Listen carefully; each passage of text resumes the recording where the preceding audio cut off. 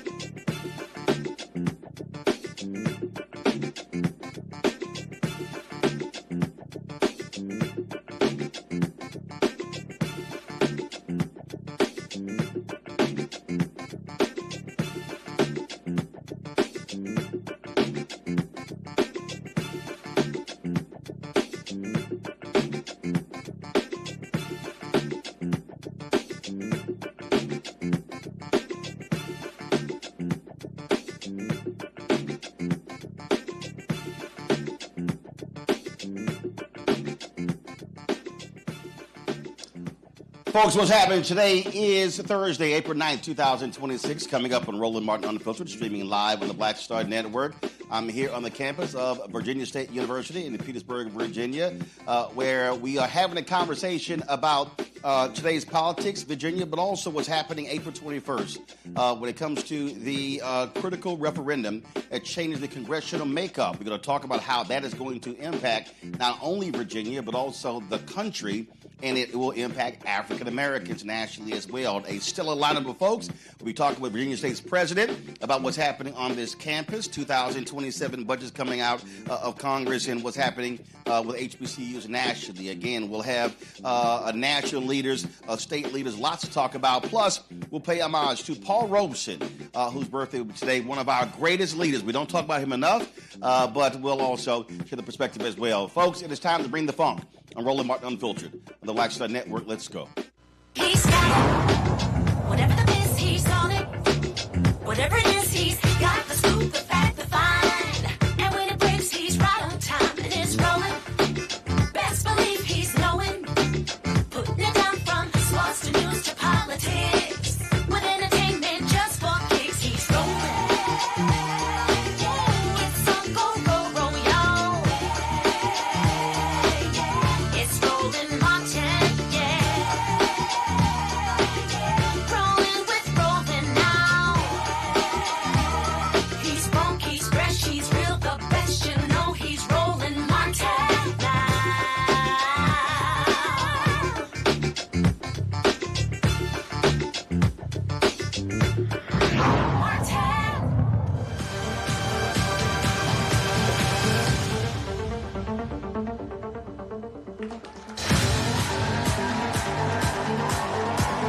All right, folks, we got a packed house here at the campus of Virginia State University in Petersburg. We're live. Glad to be back here. Of course, we're here during the last election, and so glad to be back as well. Lots to talk about what's happening in Virginia. There's a special election taking place April 21st. Early voting is happening right now that will temporarily change the congressional makeup. It's a 10-to-1 map. it would favor Democrats over Republicans. And so what is happening right now is you've got white Republicans in this state using blackface Republicans to send out mailers that are frankly an abomination, as well as running commercials. And I told y'all the game that they play.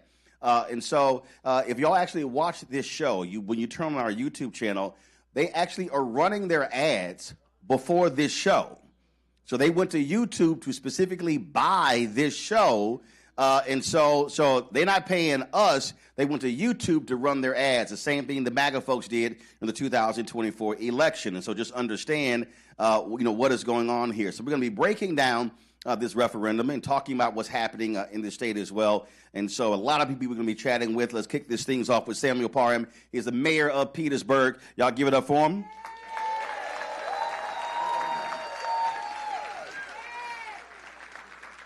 All right, Mayor, glad to have you. How's it going? Hey, it's going great. Well, we're happy to have you here in Petersburg. Well, glad to be here. Before we got in today, and I called Bruce Smith, and I dropped by the temporary casino, and so he was showing me around, and he was sharing with me what's happening there. So lots of things are happening here in Petersburg. For folks who don't know, just to give them a sense of what is happening in your city. Hold up a little bit more. Hold up a bit.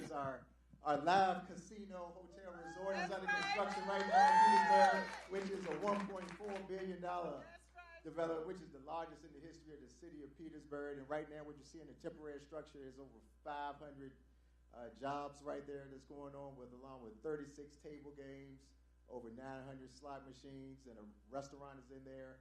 And right now it's far exceeding everybody's expectations. In this first month opening, it did $15 million of revenue for the Commonwealth of Virginia. So it's huge, just to show people that Petersburg is a destination place to come.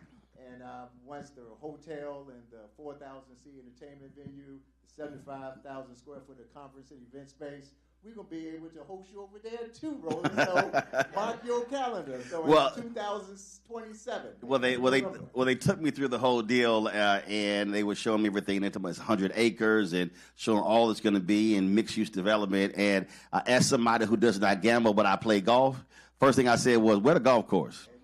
So I'm just letting you know that was the first thing. So listen, I tell people, if y'all trying to get my attention, golf is the best way to get it. Because if it ain't golf, I ain't coming. We have Golf Course Race, which is one of the top 10 municipal golf courses in the Commonwealth of Virginia. So next time you're in Petersburg, come and get teed up in Petersburg. That's your golf balls and everything. That's not a problem. Again, if I'm gonna gamble, if I miss the putt, I'm gonna blame me. That's how I look at it. So, but that was one of the first things I asked. It was great to see Bruce. Great to see what is happening, and also, of course, the first question I asked when they were talking about economic development, I asked about black contracts, and they said the minority. I said no, I didn't say minority. I said black. I was real specific, so we had to cover that too. So because that's what we do. I say black people and minorities, and so I separate us. I want to know how much we getting. That's always the deal.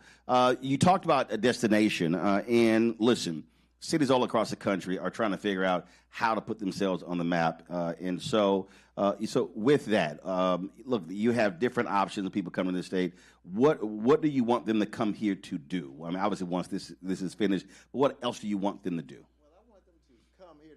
We're a foodie town in Petersburg. If you've never been to Croaker Spot or to Buttery Bacon House or Saucy's Barbecue, we just have King's Barbecue, which is y'all got any good gumbo in Petersburg? Let me tell you, the gumbo we have in Petersburg, we may have some at Croaker Spot. We may have some good gumbo there. See, Mayor, that was not the good answer. When you say we may have, you got to say, I'm from Houston, my grandparents from Louisiana, so I'm just saying that ain't quite the answer I was looking for. Brother, we need you to bring that family gumbo to Petersburg. I'm gonna have to get in somebody's kitchen and show them what's going on, because I had gumbo before I had breast milk, so I that's why I asked that question. So you were saying a foodie town. All right, okay, what else? And on top of that, we have so many people that come, whether you're in the military, down to Fort Lee. Virginia State University has always been the crown asset of Petersburg. Whenever you're in Petersburg, they say Virginia State. We say Virginia State. They say Petersburg. So with that, we also have a tremendous history, civil rights history that is with Wyatt T. Walker. We have First Baptist Church, the oldest black church inside the United States. And we just had a complete renovation of our Trailways bus station, which is Griffin Restaurant. And it was on all the sit-ins and everything happened right there at that Trailways bus station in Petersburg. So we're able to bring a lot of these historic artifacts back online. It's an exciting time to be able to tell the history, to be able to showcase the history. Because in my time growing up in Petersburg, we didn't hear a lot about the history in Petersburg, but now I'm happy to be at the seat to be able to create that new energy and that new enthusiasm in what's going on in the city of Petersburg. All right, that sounds good. Now let's talk about this referendum. One of the things that I have been saying for years is that when black folks vote our numbers, things change. It was in 2023. You got a state delegate that was running, lost by 58 votes. 2025, she came back and won. We'll be chatting with her a little bit later. And one of the things we talked about in 23 was it was not a great turnout in Petersburg. And what I keep saying, whether we're talking Petersburg, whether we're talking North Carolina, whether we're talking Mississippi, Alabama, Georgia, where you have a significant number of black folks, we have to be completely rethinking in terms of how we vote, but also connecting the dots, public policy, social policy, corporate with how we vote as well. And what I keep saying is our number has to be minimum 70%. If you actually look at the data, if we hit that number and other folks vote on the same level, we can sweep elections locally, state, and impact national as well. And so when it comes to, go ahead. So when it comes to this referendum, what are you and others doing in this city to get folks to understand that they can't just simply assume something will pass, that we have to be proactive and drive our numbers? What we have to do is we got to go back to old school route, Roland, because right now, for so many years, everyone could just go to church on Sunday and tell everybody that this election is important and for everyone to come out. But in this day and time, I've noticed that everybody's not on social media. The newspapers don't have a real big circulation anymore. So what we have to do is go door to door, and it's the old school route to bring people out, and that's what works. If you knock on people's door and tell them what's going on, they will come out and vote. If you don't, I've seen the numbers really be low. But that canvassing is super important, and being able to hit the streets and create that buzz. Are you seeing? And this is a hypothesis that I've said is that there was a group of people coming out of Black Freedom Movement, others call Civil Rights Movement, that from the period of 1970, I say going through the 1990s. They were very active. They were the ones who kept us abreast of what was happening in City Hall, school district, county government. But that generation, they're now in their 70s. They're retiring or passing away. My parents are 78. My dad will be 79 later this month. My mom is 79 in November. And my entire life active in politics, active in neighborhood, local politics. What I've said is that generation has not been replaced. Are you seeing the same thing here? I'm seeing the same thing here, Roland, is that we have a gap of leadership just because I know, just to be honest, in Petersburg, I know a lot of our trailblazers didn't pass the torch. And right now we're working on getting that torch relit because we have a younger generation that is enthusiastic, they engage, and they want to make a difference. And that's something that we're doing in Petersburg now by engaging our young people. We got an internship program coming up for its 4th year in a row. We have over 100+ kids in there and teaching them about local politics is the backbone of all politics. But are they also being taught, though, the intricacies of mobilizing and organizing? Because what often happens, I think what has happened is there's this assumption that, well, we can just drive things on social media, we can put out a tweet or a post, whether it's Instagram or TikTok. But the reality is, when you say how old school works, old school is really a micro strategy of looking at the data, looking at how many people are registered, how many people are eligible, how many people voted, pulling that and saying we're going to go target that precinct and say, hey, if there are 400 people who are in that precinct, but only 250 voted or 150 voted, then we need to target those remaining people. That's going to require block walking. That's going to require door-to-door. And I think that's, to me, when you say with the gap, I think that's where the gap is. A lot of folks want to be about electronics as opposed to, no, literally having to knock on that door and have a physical conversation with someone about upcoming election. What do you care about? What are the issues and how there's going to be impact? I think that's where the gap is. It is. And I agree with you 100%. And like you said, we really got complacent in those days, thinking that that we just had made it and we didn't have to really insert ourselves back into politics in the city and also state and nationally. And I think we see from 2008, the city of Petersburg was number 2 in the nation as far as turnout per capita for Barack Obama. And coming off of that, I think complacency kind of set in, Roland, and finding that new energy to come out and get people back re-engaged, I think is really what's going on with, you seeing what's going on nationally that is really getting people back engaged, back ready to make a difference. They see what's going on in D.C. and they like, heck no, I'm tired of this. Let's get back out here and get active.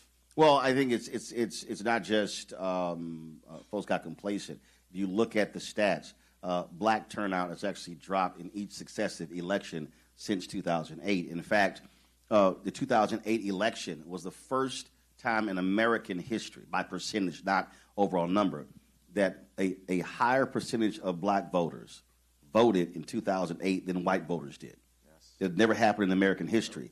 What I said then was to black folks, now you see what our power looks like, so now replicate that on a national, state, county, city level. Exactly.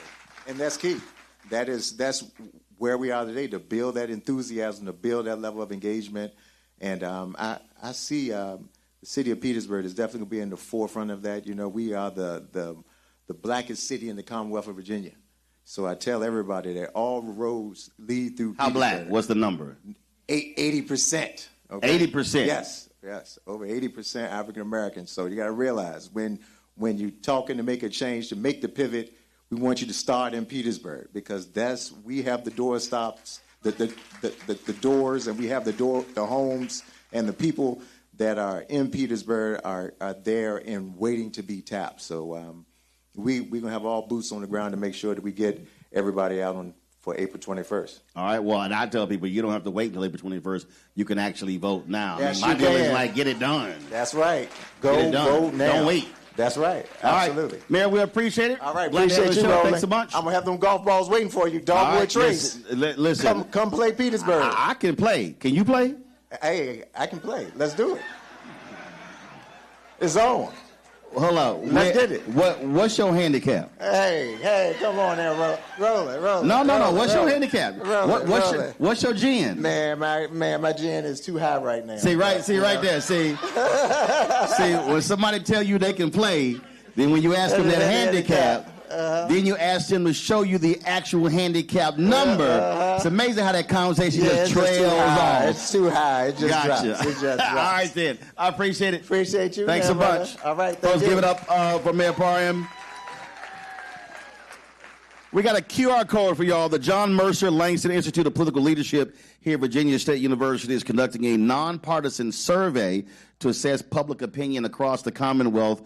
This study examines voter engagement attitudes towards electoral processes such as redistricting and perceptions of state and national governance. If you want to participate in the survey, there's a QR code on the screen. So everybody who's watching, everybody in the room as well, y'all pull your phones out, point it towards the screen. You can participate. It's not that hard. Some of y'all, listen, that is not a rhetorical question I just gave. It's literal, so you should be pulling your phones out to check that QR code out. And again, and if you want, you could take a picture of that. You can text it to other folks who are not here and share it with them. So let's get as many folks as possible who are participating in that particular survey. All right, folks, I'm going to go to a break. We'll come back. More great guests here on the campus of Virginia State University. We're talking about politics here in Virginia. We're talking politics in the country. Again, this April 21st referendum, y'all have heard me say before, vote yes. And I'm going to walk folks through. I'm going to connect all of you, again, to how the election in Virginia could have implications for the national election, and this election on April 21st in Virginia could also determine whether America sees its first black Speaker of the House. And we'll be talking with him in the second hour of today's special edition. I'll be back in a moment.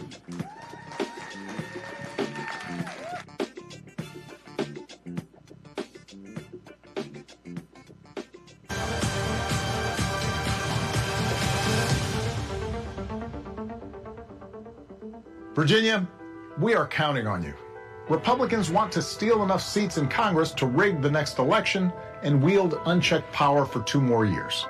But you can stop them by voting yes by April 21st. Help put our elections back on a level playing field and let voters decide, not politicians. This is the responsible thing to do. Help us chart a better path forward, Virginia. Vote yes by April 21st. What's happening? This is your man, Motown recording artist Kim. You are watching the Black Star Network.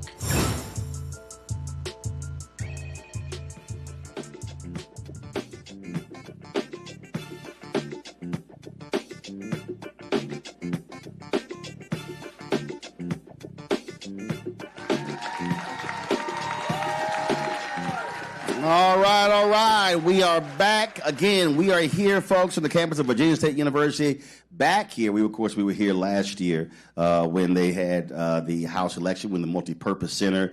Here we are in. What building are we in? Where are we? The Commons. The Alfred W. Harris Academic Commons. They just told me the Commons building. They didn't put all the rest of that stuff on it. They just said the Commons building. Joining us right now is the president of VSU, Dr. Makola Abdullah. Y'all give it up. A good alpha man. How you doing? I'm doing well. Hold on, let me see how many alphas in here though. 1, 9. Oh, 6. It's a few. It's a few alphas in here. It's a few. Any members of other youth groups? Are you here? Are you here? Any Kappas here? Okay, it's one of y'all. That's right. There you go. Any Sigmas here? That's one. That's right. Got Terrell on my staff, so he's so happy he got somebody to talk to. Any Omegas here? Just Henry. He talking to himself. That's at 1. Henry ain't got nobody to talk to. He ain't got no. He's gonna talk to himself. Just go get a mirror. Any Iotas here? No. Okay, so it'd be Henry and the Iotas talking to each other. All right, then. Glad to see your brothers here. And, of course, brothers who are non-Greek. Any Masons here? All right. Boulay? G5G? Brothers in men's ministry? I know that's right. Just check it. You know, you got everybody. Just check it. Just check it. Just check it. All right. It's been a while since we're here. What's been happening on campus? We had a good conversation last time. What's new? We did. Well, first, one of the things that's new is last time my wife watched me on TV, and today she's here. So I just wanted to shout out to my wife. We've been married 30 years, and I'm trying to stay married a little longer. So you'll forgive me for doing that. The other thing is I think we have a few Trojans in the house. So can I get a Hail State? So we got a few Trojans in the house. We are excited. Thank you so much for coming last time and coming this time. Anytime that you shed a light on voting, making sure that we tell our students, our faculty, our staff, and of course our wonderful alums, the importance of voting and getting out, it's always important. So we really appreciated you coming before. We're really happy to have you back. We are in our brand new Alfred W. Harris Academic Commons. I said the whole phrase because Alfred W. Harris is our founder. But not only that, when black people were able to vote in Virginia, and we got the right to vote in 1870, one of the biggest things that black people did first was elect delegates like Alfred W. Harris, who then founded Virginia State University. And so we are founded We were founded from a political movement where black people voted. The very first congressman from the Commonwealth of Virginia was John Mercer Langston, who was our first president, right? And so we have a history of voting. We have a history of activism through voting. And it's good that you're here so that we can continue to tell that story and get people out this time. See, one of the things that for many of us who don't really understand the history, if you look at after the end of slavery, that Reconstruction period, where you saw black folks who were elected to legislatures across the country. In South Carolina, it was majority black. And what the folks don't realize is education in America, that is a result of black people. It was the formerly enslaved people of African descent who got elected, and the first thing they did in many places was put education in the state constitution. Publicly financed education in America did not exist before slavery. Look, that is a result of black people. And when they ran the black people out, they got rid of a lot of stuff except that. And so when we talk about publicly financed education in America, that is the creation of black folks. When black people joined the Readjuster Party here in Virginia and exerted their political might, the two things three. One was to get rid of the whipping post. The second was to make sure that all of our public schools, black and white, were fully funded. And the third was Virginia State University. And so you are absolutely right. Education has always been on our forefront. And we talk about turnout, and we talk about in terms of our involvement. Again, I'm going to go back to education. In the education of blacks in the South, 1860 to 1935, Richard D. Anderson. Black participation in education in Memphis was 92%. White folks in D.C. wasn't even at 50%. And I keep telling folk, former slaves said we couldn't read. They wouldn't let us read. So there must have been something powerful about that book, and they didn't want us to read. And that was one of the first things that they did. And I think we have to get back to that fervor for education from K all the way up through college. Look, you are absolutely right. There is a movement right now where there are many who are saying that college isn't worth it, that they wonder whether a college degree is worth it for folks to get. But the people who are writing those articles and saying those things, one, they all went to college, right? And second, they're all sending their kids to college. So who are those messages for? Those messages are for our kids, to discourage our young people from achieving education. And if people are trying to work so hard for you to not get an education, you should get an education. Well, see, so I think what has to change when we have this conversation is that when we talk about when they say, well, it's not worth it, that's because there has been a literal divestment in education. If you look all across the country, state legislatures are allocating fewer dollars to public institutions. So as a result, the cost of education has dramatically risen. Well, if it's gotten to the point where it's going to cost somebody $150,000, $200,000, $300,000 to get a college education, they're never going to be able to pay that back. See, that's the part they keep leaving out, how the cost has risen. As president, give folk a sense of what you're seeing in terms of students returning, making it affordable for them to be able to start, but more importantly, to finish. Well, I think one of the things that's critically important is that here in Virginia, Virginia State University, is that the camera? Virginia State University is the most affordable four-year institution in the Commonwealth of Virginia. This black-owned company, we got 6 cameras. Six cameras. I'll look at all of them at one time. We got that one. Yeah, so yeah, we don't come here with one camera. But one of the things that we fight for is to make sure that college can be affordable. We are the most affordable four-year institution in the Commonwealth of Virginia. And I'd also love to say, and thank you for that, that was a layup, is I want to give honor to those elected officials who are coming on later for their incredible support of Virginia for State University.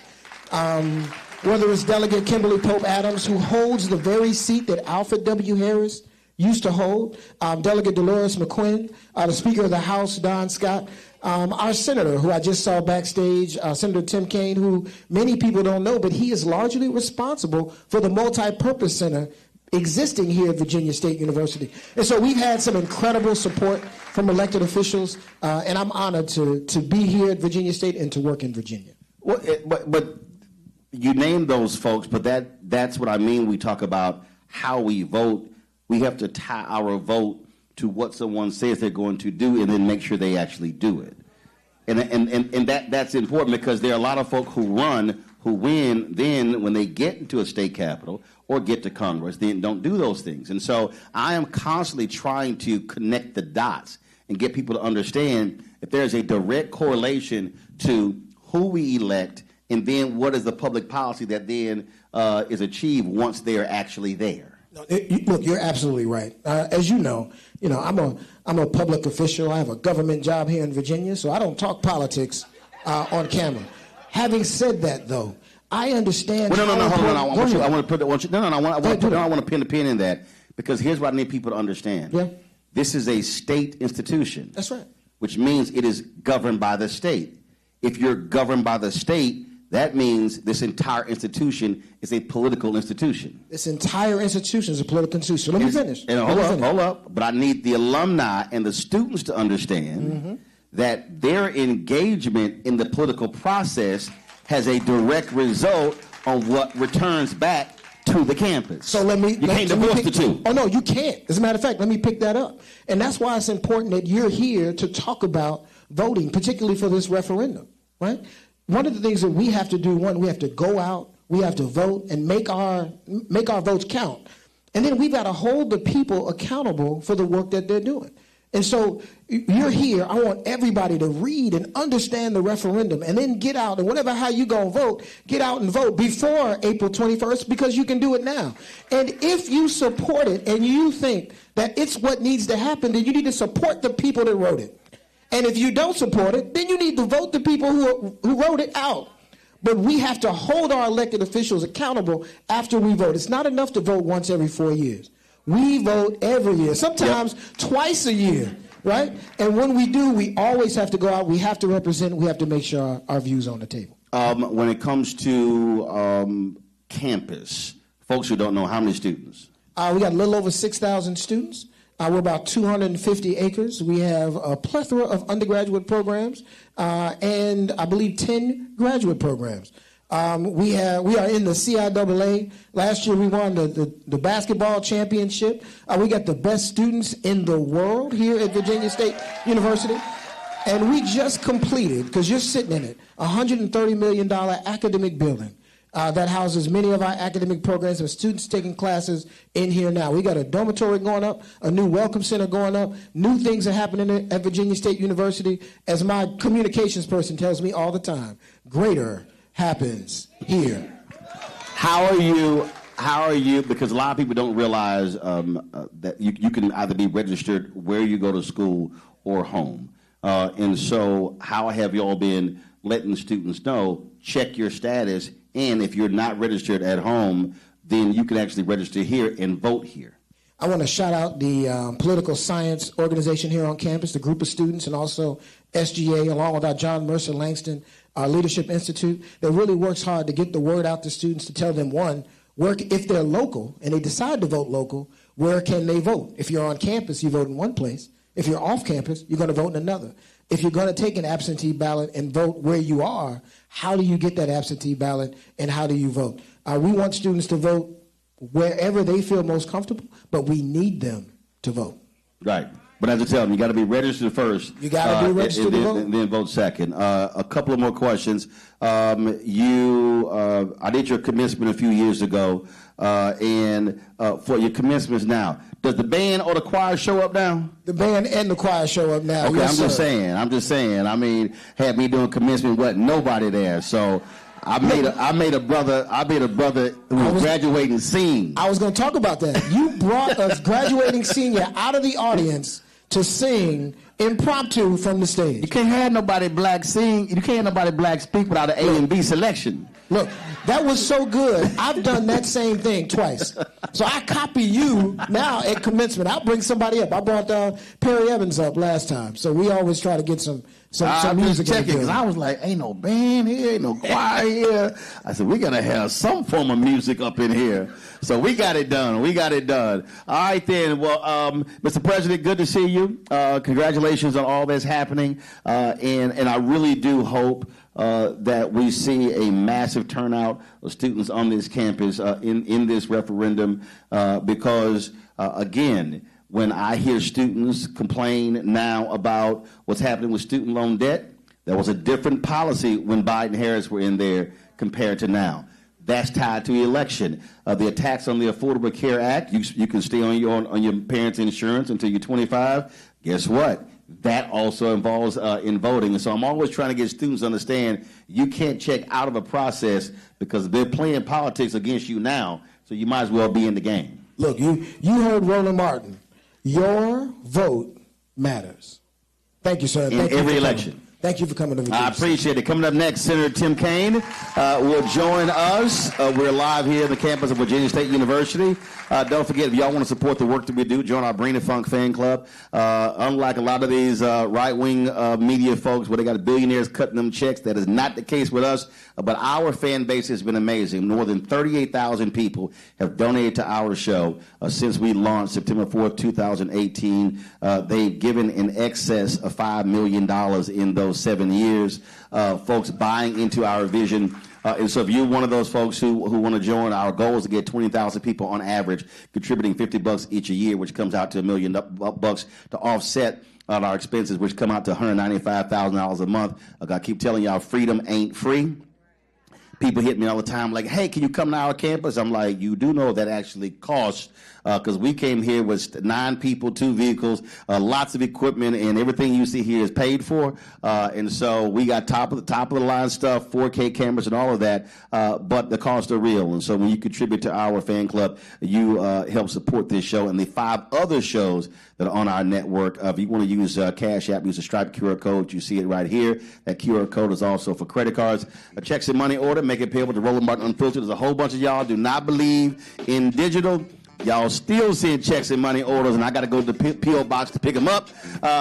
Make it out to Roland Martin Unfiltered, P.O. Box 57196, Washington, D.C., 20037-0196.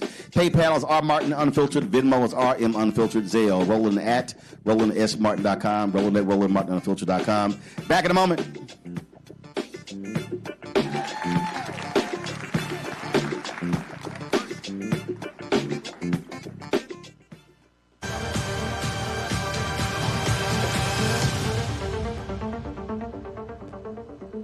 Why does it feel like we're going backward?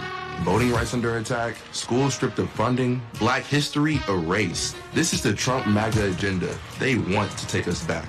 They are redrawing congressional lines in states across the country, deciding who gets power and who gets silenced. We see what this is, a power grab. Virginians won't be fooled. Show up, vote, take back our power. It's a temporary measure that gives the people, not politicians, the final say. Vote yes by April 21st. Hey, I'm Malcolm Lee, and you're watching the Black Star Network.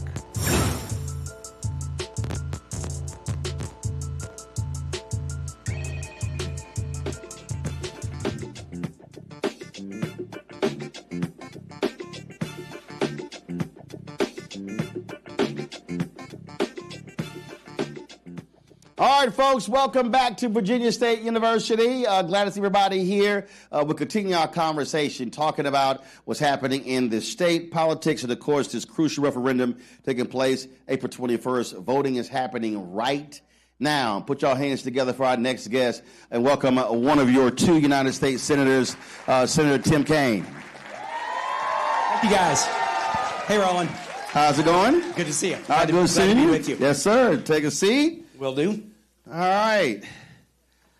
How happy? Hey, DSU. Great to be with you. How happy are you not to be dealing with these crazy folk in D.C.? Oh, my gosh. I have to come in Virginia to get my head reoriented. I'll be back in D.C. Monday, but it's been 2 weeks of traveling around the state, waiting to see if the House will finally pass the unanimous bill that the Senate passed to fund government. And they're stumbling all over themselves, but we hope they get there. I'm also. Do we have a ceasefire or not? What I mean, I don't know what It is a. It's a partial It's a partial, some parts of the country, some parts of the region, other parts not. We don't exactly know how long it'll last. The president changes his mind every day. Now, look, I'd rather have even a partial ceasefire than a war that's illegal and unwise. And we got to make it permanent and then find a solution that works for everybody. I started with those two things because what I'm always trying to do is getting my audience to understand you have to connect the dots. And when I travel around the country and people say, man, this country is going to hell, I want to do something. They say, I don't know what to do. My first thing I ask them, what are the one or two things you care about the most? And I want you to start there. But I then try to connect the dots that whatever that issue is, and I don't care what it is, I don't care what the issue is, you can connect it to D.C. because even if there are things you're trying to get funded in Virginia, their stuff comes funded from D.C. Stuff that gets funded in your city may come from the state through a community development block grant fund that's still coming. Yep. And so I think a part of this, we have to connect the dots in a much different way for people to understand politics at its most basic level. Can I connect one dot with you? So in this war, last week we heard the president's has sent us a defense budget that goes from $800 billion to $1.5 trillion.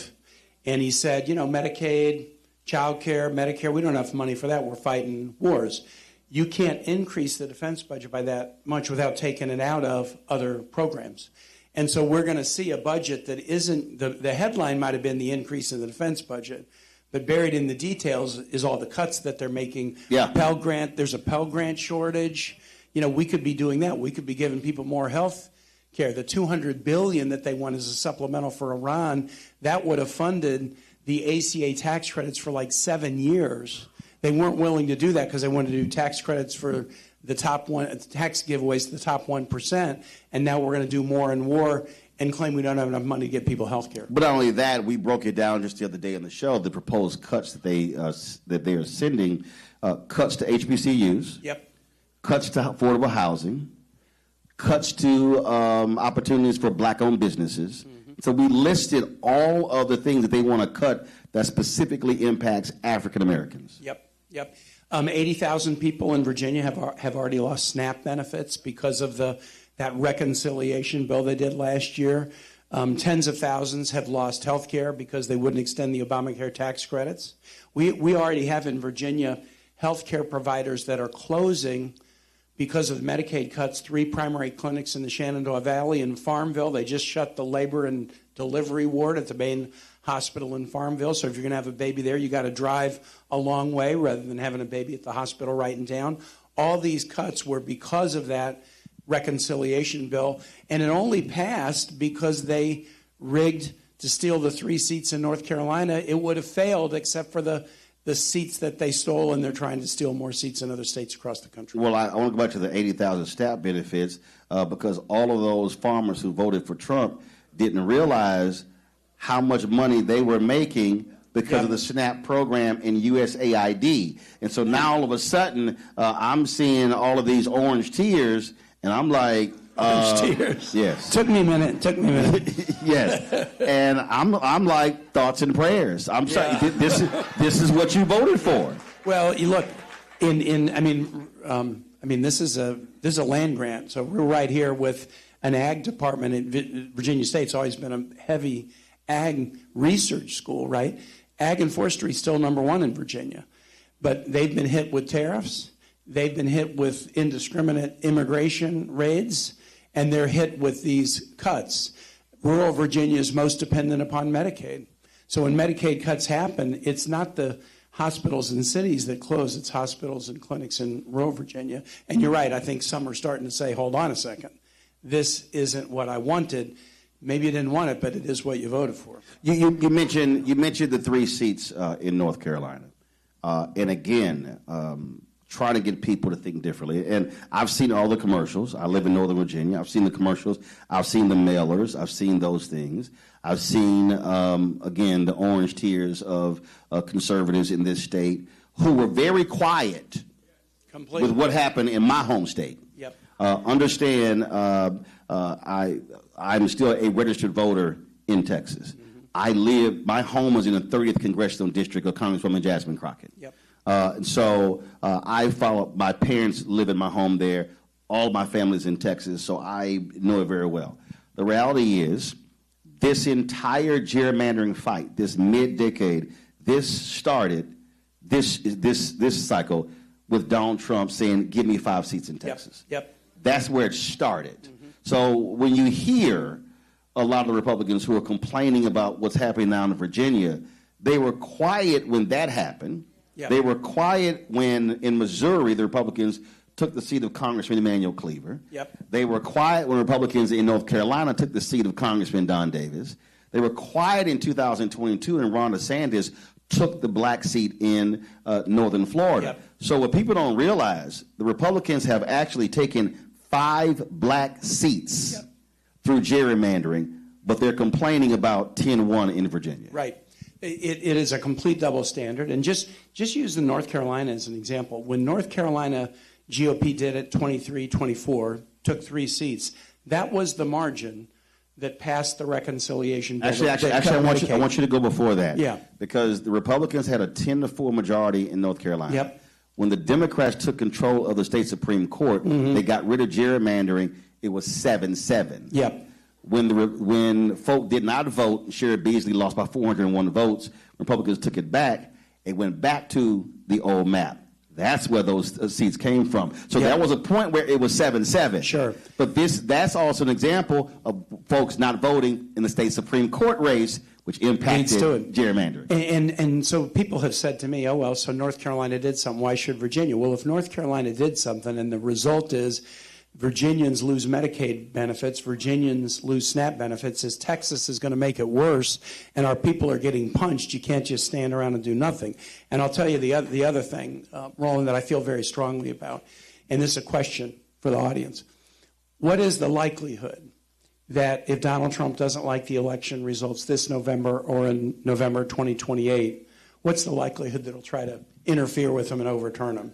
We've already seen him do it, so you have to say it's near 100%. Well, first of all, you already have the new head of Homeland Security, Mr. Fight Club, who has made it clear that if they need to send ICE to polling stations, they will. I don't trust them at all. Right. What we are seeing, and they complained about this here. We literally are seeing an absolute assault on everything about voting in this country. Yep.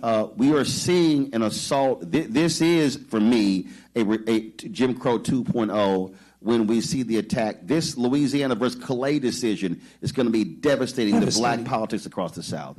And what they do not want people to vote. We'll cue this up. 1981, Paul Weyrich, who was the co-founder of the Moral Majority, founder of the Heritage Foundation, said in a speech in Dallas, Texas, we do not want everyone to vote. Yep. That's the Republican Party line. And let me connect to that. How about voting by mail? The president just voted by mail in his home district, but he's trying to wipe out voting by mail for everybody else. Why would he do that? Why would he do that? If they're going to maybe send ICE agents to polls to intimidate people, they're not going to be able to intimidate people from dropping a letter in a mailbox. So if they can wipe out vote by mail, if they can wipe out early vote, and so you have to go to the poll, then they know where to flood the zone on Election Day and try to intimidate people. Well, they attacked assaults to the polls, Sunday voting. Right. They attacked early voting. In North Carolina, the federal court ruled there was surgical-like precision where they targeted black voters during early voting. And yet they upheld it, and the Supreme Court upheld it anyway. Yeah, so I need people to understand this is not just a political insider conversation. No. This is an attempt, if they know based upon numbers, and because they've actually said it publicly, if more people in America vote, they lose. They've actually said that. So my whole deal is we see what's going on here. Yeah, and let me say something that is completely factual. It'll sound partisan. It's completely factual. Donald Trump tried to interfere with the election January 6, 2021. Insurrectionist. He'll do it again. He'll do it again. You got to have a Congress that will stand up to him. In 2021, the Virginia congressional delegation was 6 Democrats and 5 Republicans. Did the 5 Republicans in the delegation stand up to Donald Trump? No, they voted to decertify the election. They went with Trump. You got to have a Congress, an Article I branch that is willing to stand up and check a tyrant. You have to. I'll say this here. I mean, I've never identified as a Democrat, Republican, or independent. I'll make it clear I'm black. But I have to say this here. The reason I'm happy to see what Virginia is doing, because I think Democrats have punked out too much in the past. I believe that Democrats have played. Sounds like an amen. It's a huge amen. Democrats have played by a set of rules to a game that no longer exists. Yeah. When people don't, again, I'm going to go back to where I'm from. This whole mid-decade redistricting thing started in Texas in 2003 with Tom DeLay. That's where this started. It used to be every 10 years. And so have the blue states gerrymandered? Yes.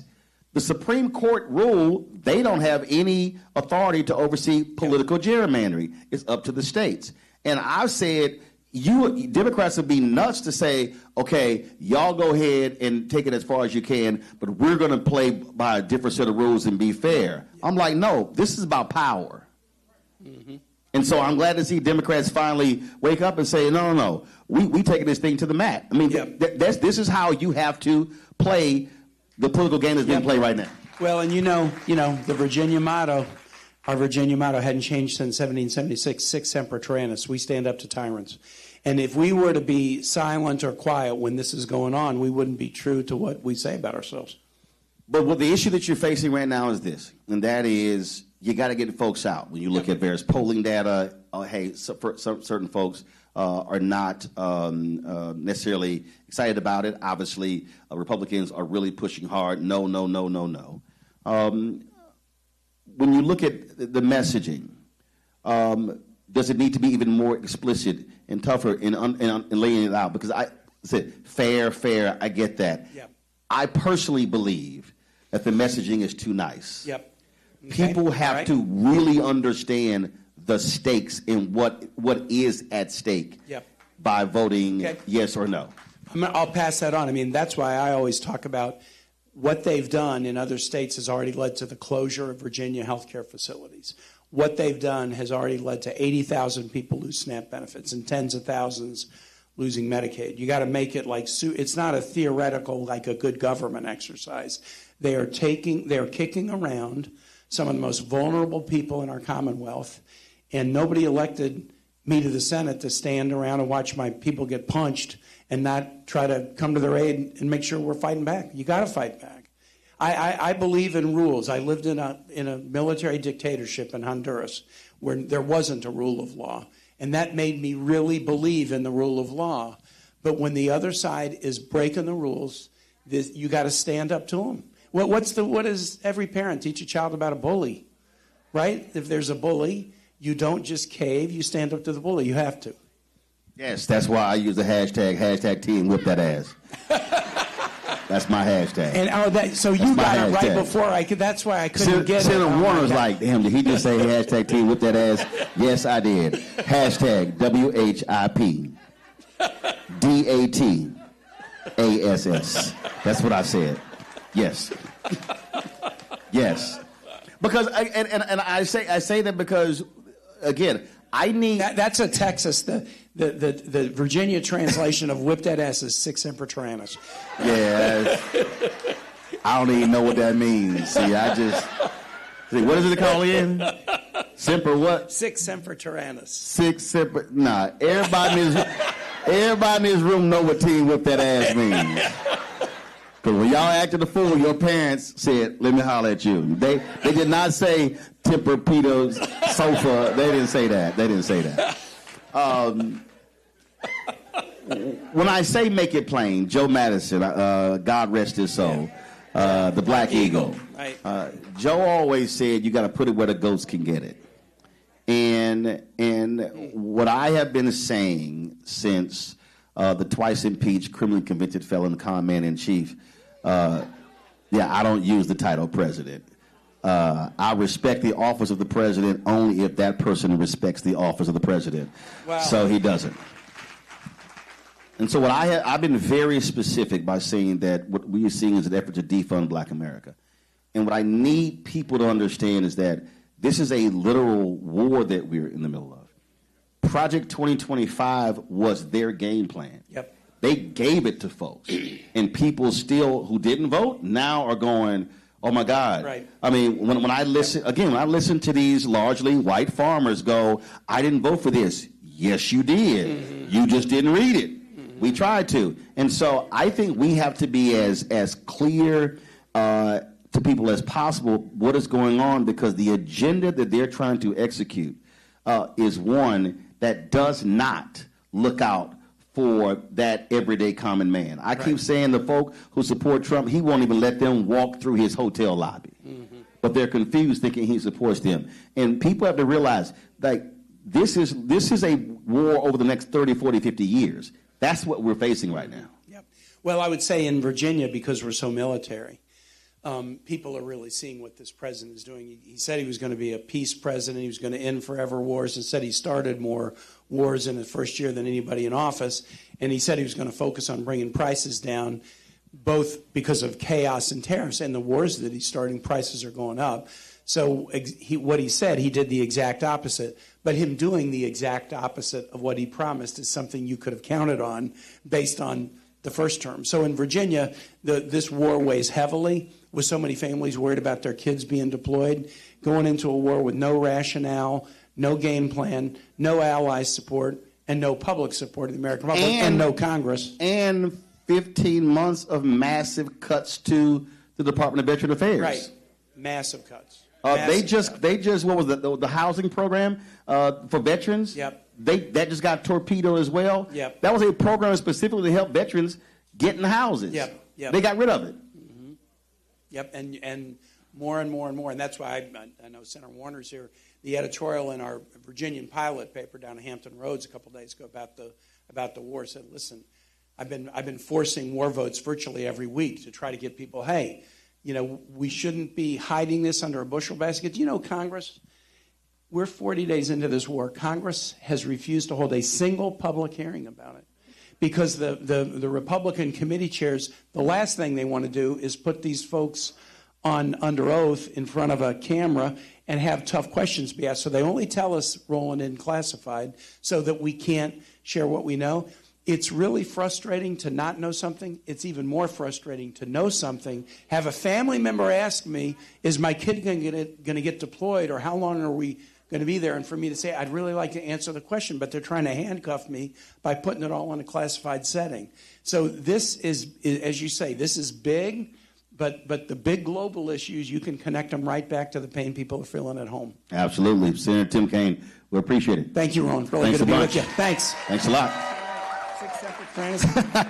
Right, sick, semper, tempur-pita. I don't know what he just said. I don't know. Tempura fish, I don't know. Let's bring up Kimberly Pope Adams, the Virginia State Delegate, Delores McQuinn. Let's bring him up. We need to bring a chair out. Bring the chair over here. Yeah, I'm not going to a break. Just bring him on out. Where you at? Where you at? How you doing? How's it going? Y'all good? All right, go on. Step right on over here. How's it going? Good seeing you.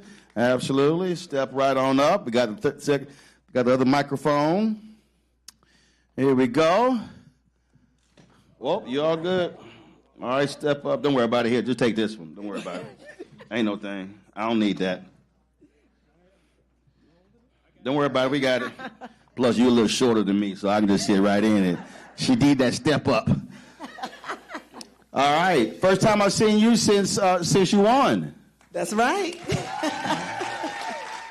All right.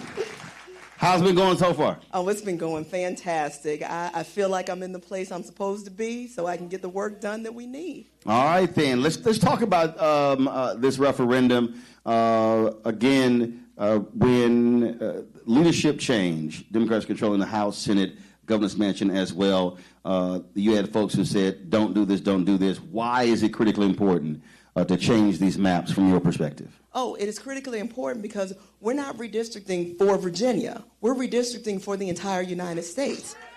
This is bigger than us. This is absolutely bigger than us. And as was said earlier, what happened in Texas is what started it. And I am so proud to be a part of a group that can fight back, because that's what we do. In Virginia, we don't write strongly worded letters. All right? We write bills. We write legislation. We write amendments so that the people can have the final say. Speak to that redistricting for the rest of the country. First of all, where's my third mic? Where's my third mic? Okay. Well, the way they knew I was going to have three people, give me the third mic. Come on. Passing the mic like we passing something else. Go ahead. I'm sorry. I'm not sure. Talk pass. I'm not sure what the something else is, but however. You know there's some medicinal purposes in Virginia. Some folk with some cataract know what I'm talking about. Go ahead. All right.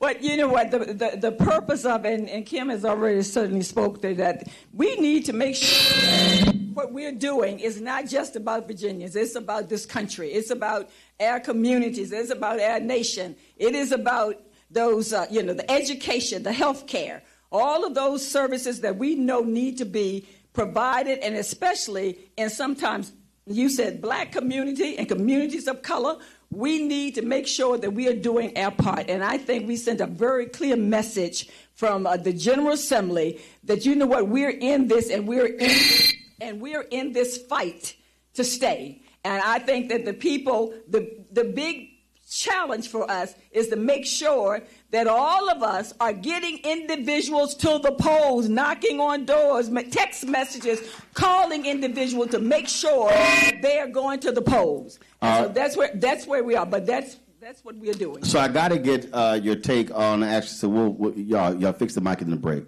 Got to get your take on these blackface ads that are running, where they're saying, like, they're using the KKK imagery, saying they're trying to take these two black districts, and we fought this before. These are white Republicans who are paying black Republicans as a front to run these ads. Oh, absolutely. And the entire intent of those ads is to sow confusion.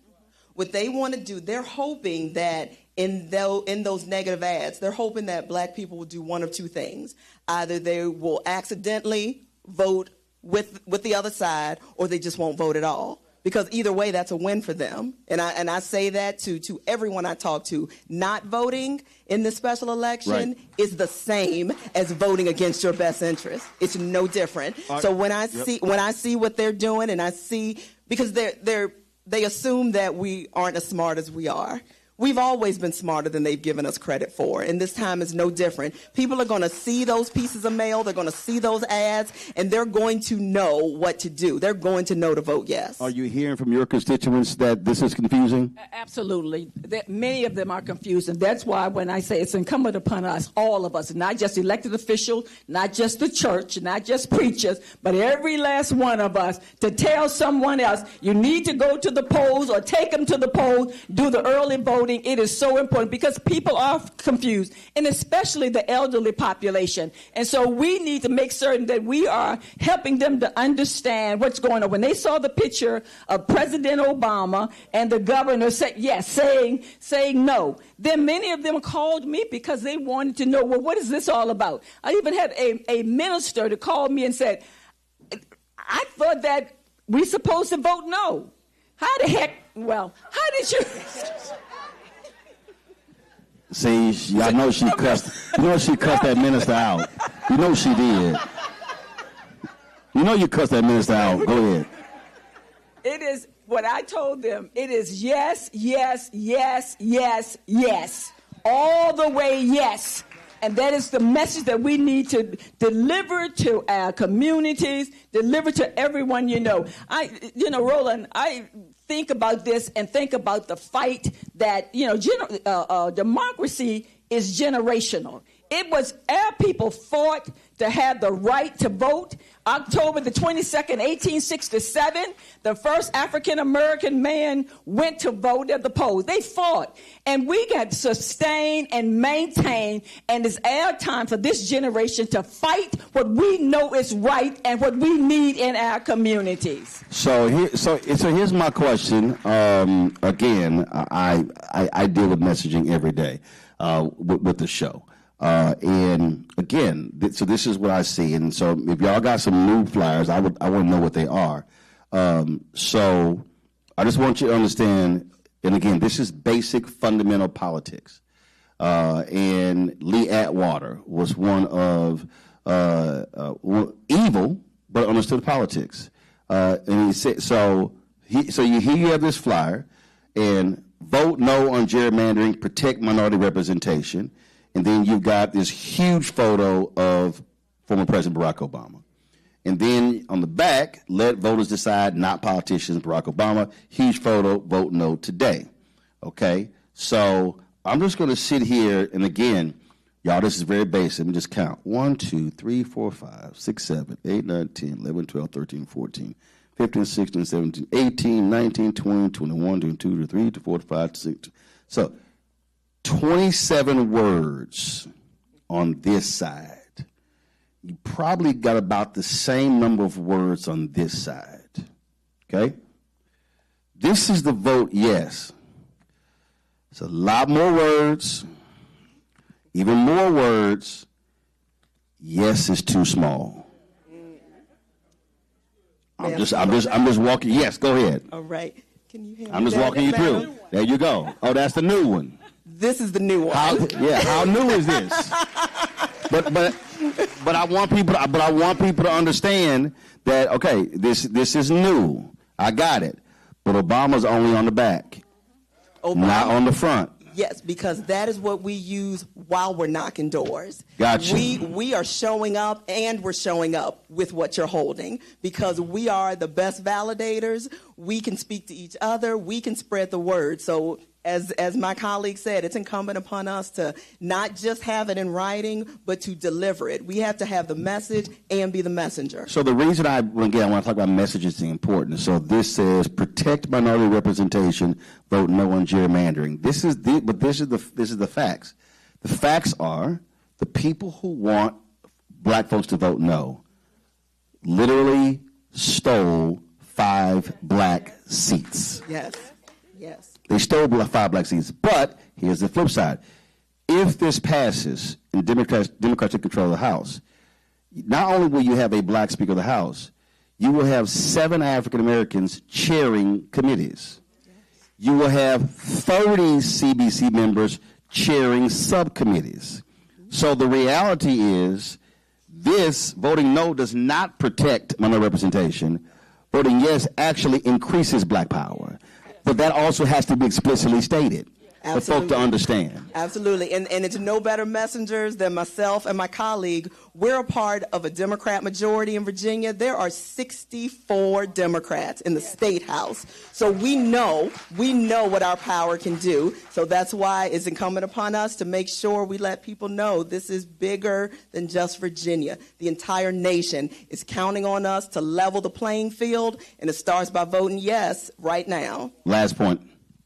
The last point is we just have to vote yes. Tell someone else and carry someone else to the poll with you. But yes. I want you to make a point. There's somebody who's watching who is not excited, who's not focused, and who may consider sitting on the sidelines. What do you say to that person? I would say to them, voting yes helped to change help to shift what is going on on the federal level, as well as in our local communities. The occupant of the White House has created havoc. If you like it, then you vote with him. But if you don't like what's going on and you want to make a difference in your community and in this nation, you must vote yes. All right. I appreciate it. Thank you so very much. I'm going to go to a break. We come back, we'll talk with Virginia Speaker of the House, Don Scott, as well as Senator Mark Warner. You're watching Roland Martin Unfiltered right here on the Black Star Network.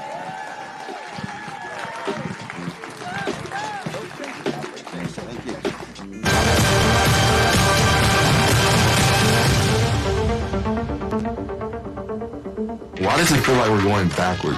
Voting rights under attack, schools stripped of funding, black history erased. This is the Trump MAGA agenda. They want to take us back. They are redrawing congressional lines in states across the country, deciding who gets power and who gets silenced. We see what this is, a power grab. Virginians won't be fooled. Show up, vote, take back our power. It's a temporary measure that gives the people, not politicians, the final say. Vote yes by April 21st.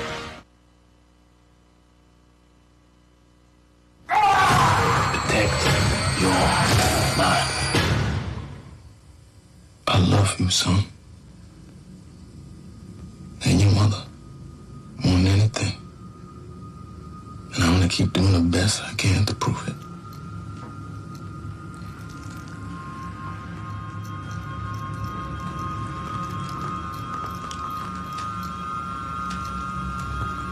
If you've seen it in your mind, you can create it.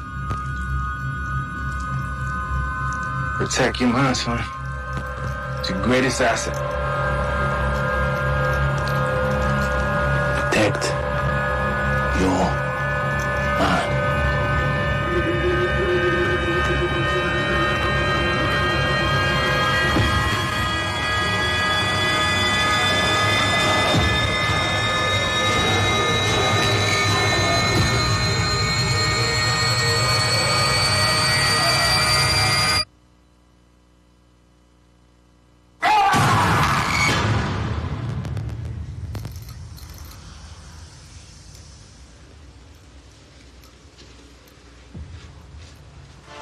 Decade of love, joy, and power. Black Voters Matter is 10 years old, and we are just getting started. This is love with a purpose. This is black joy in motion. This is unstoppable power. Across campuses, neighborhoods, and back roads. Let's go! We show up, not just to vote, but to be seen, to be heard, to belong. We ride together. We organize together. We remind each other that our voices matter, because they always have. Black Voters Matter is about more than ballots. It's about housing and healthcare, clean water and living wages, education, reproductive freedom, and dignity. It's about turning pain into action, turning belief into movement, turning community into power. We don't wait to be invited. We bring the energy. We bring the love. We bring the people. Because when black communities come together, we don't just survive, we thrive. This is how change happens. This is how history moves. We organize, we build, we win. What's up? It's Talib Kweli. I'm CEO. This is the Black Star Network.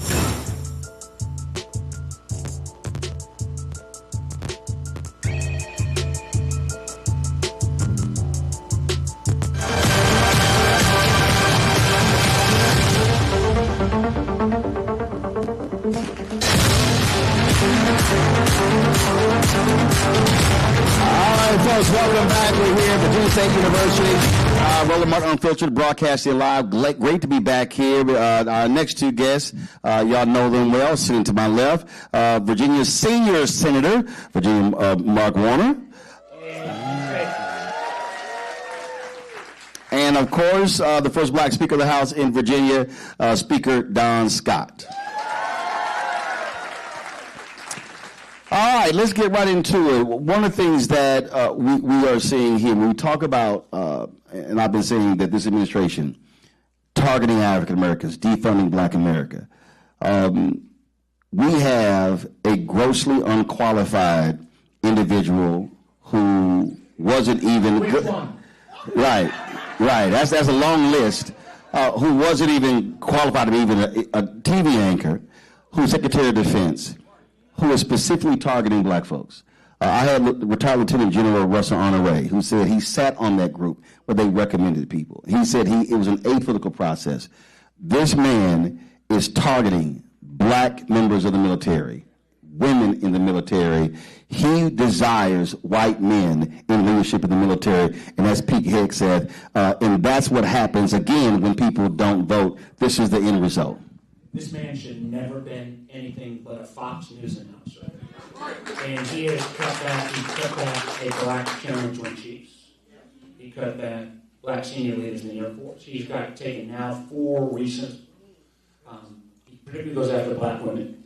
And the military, for all its flaws, was the place that was merit-based. And he is trying to reverse that from the last 60 years. So the people who claim merit now don't like merit in the military. They want merit that when people pay their time, do their dues, and rise up through a meritocracy, he is now saying, no, if you don't look like me, you're not going to get a promotion. But because we all know that the only reason he's Secretary of Defense is because he was so great, right? Only the best people. So we know, we already know that all they want is undying loyalty, and that the fact that they would attack black women specifically and black leadership overall lets us know that their agenda is no longer hidden. We don't have to worry about what they're hiding or they're trying to trick us anymore. They're blatant. They're saying the quiet part very loudly. And if you're not getting the memo now and you're still defending these folks, then we got some problems. And the reason this is important because, I've been trying to get people to see it in a much broader way. First of all, when you deny the promotion, for many of these folks, promotion only lasts 2 or 3 years, and then they retire. So they're retiring at a lower level. You're impacting the economics. Their retirement pay. With the retirement pay. How they're viewed. Then what you're also doing is you are actually stunting the growth of an individual going from 1-star to 2-star to 3-star to 4-star. And so the end result is if this continues over the next 2.5 years until 2028, and let's say the Democrat wins in 2029, that means you're going to have 4 years of stunted growth, and that is a loss of a lot of leadership. And talent. And you compound that with a couple of things. One, I was chairman of the Intelligence Committee, now I'm the vice chairman. They are also undermining the whole intelligence community. If people speak truth to power, they get fired.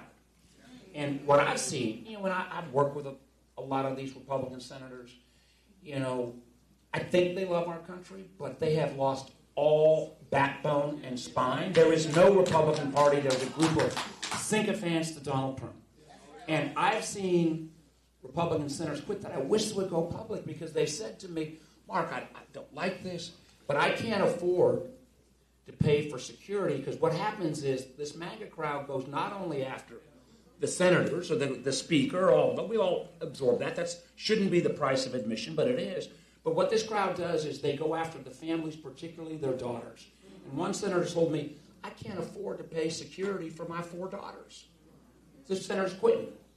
And if we allow this to go on, and if we don't call a halt, and part of what we're trying to do here in Virginia is to call a halt and say, no, you cannot, because they will. I wrote a big piece in the New York Times the other day. They are going to try to corrupt this election. So we have to win in such a margin that there is no doubt about the people of Virginia, the people of Texas, you name it, in terms of what the margin is. But it all starts, at least in Virginia, because we are ground zero on this redistricting battle. We don't get yes, then our ability to really move this debate on a national basis is going to be dramatically undercut. I played this clip down on my show, and it came from, obviously, school in Virginia for the movie Remember the Titans, when he said, Herman, leave no doubt. And my deal is that's what has to happen at the ballot box. Leave no doubt. We must overwhelm the ballot box, and so they understand what's going on here. Because, again, the attacks are very clear. The attacks are in every area. It's impacting all Americans, but specifically for African Americans. We're talking academics, business, health, science, civil rights, social justice, nonprofits, small businesses, every single sector. That is part of their agenda. And they are literally angry. Project 2025, Heritage Foundation, they believe that America began to decline with the passage of the 64 Civil Rights Act, the 65 Voting Rights Act, and the 68 Fair Housing Act, and everything that's happened ever since. And this whole point we talk about elections, I mean, first of all, Virginia just taught the nation how to vote and how to win. We just did it in 2025. Abigail Spanberger won by 15. We went from a 51-49 majority in the House of Delegates to a 64-36 majority. We know. Led by this speaker. We know how to win elections. Yeah, I ran him hard, put him up wet. But and get ready to do it again for yourself, and I'm gonna do the same for you. And so this is what we need to do. We need to make sure that we get Senator Mark Warner reelected. We cannot play around with these people. We cannot play around. This is not the time. We know, when Roland talks about that, I was born in 1965. I know I look good for my age, but I'm 61. And 1965 was the same year. March 7th was the day that, John Lewis walked across that Edmund Pettus Bridge. I was born on March 5th, so I like to say I watched it on TV and I was inspired at 2 days old. But in our lifetime, y'all, they're trying to roll all of that back. This is not ancient history. This just happened.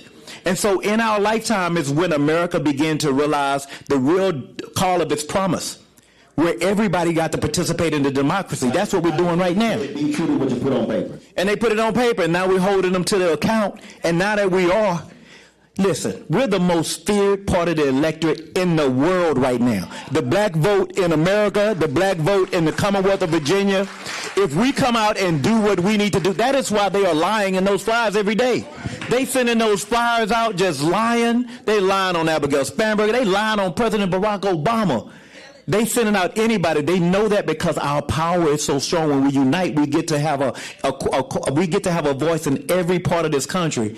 And as a veteran myself, unlike the president, President Bone Spurs,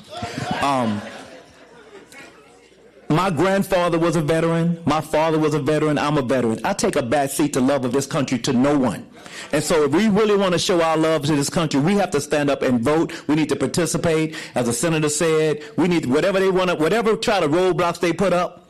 You need a passport? Okay, I'm going to get that. We need to be prepared and be ready now because we can't wait until after this happens. They're telegraphing what they're going to do. We need to be ready to participate. See, Senator, when we talk about power, when we talk about the use of power, I go back to 2016. Antonin Scalia dies, Supreme Court Justice, and then President Barack Obama, and I absolutely disagreed with naming Merrick Garland. I was very much on record.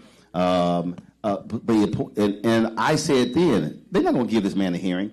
They held that position open. Mitch McConnell said voters will decide in November. And what I am trying to explain to people now, if Democrats hold Georgia, win North Carolina, then you look at Maine, you look at Iowa, you look at Alaska, you look at the potential is there, potential to go 53-47. What then happens is they can't get anyone through the United States Senate. And I said, and I'm very clear, if anything happens with any Supreme Court justice, if Dems take control, say, nah, we ain't having no hearings to the next election. And my whole point there is when somebody else is exercising power, then they have to be on the receiving end of power. People have to understand this is the reality of politics. This is where we are now. Amen. But I want to go back to one of the things the speaker said. My first full-time venture in Virginia politics was 1989 when I had the honor of being Doug Walter's campaign manager. Got to know Delores and others. We went from that being the capital of the Confederacy to what happened, what the governor did, Lieutenant Governor, Attorney General, but this young man here, we're the only state in the country that's got a black speaker. We're the only state in the country that's got a black chairman of the Appropriations Committee in the House, a black female chairman of the Senate Finance Committee, and she works it up pretty good, Louise, a black head of the Democratic Senate Caucus. This translates into power. And of the 64 members, how many of those new members of the 13? 7, 6, 7, 8. One of them right there, Kimberly Pope Adams, right up from Petersburg. And that translates into being willing to take on a bold thing. This man had to convince me. This is a bold thing that we're doing to push back at this level in Virginia. But when the other side is adhering to no rules, no morals, no ethics. A lot of y'all have given me crap over the years that I was too bipartisan. I'm in the phase right now. If the Republican Party comes back, I'll be bipartisan again. Until that time, kick their ass. All right.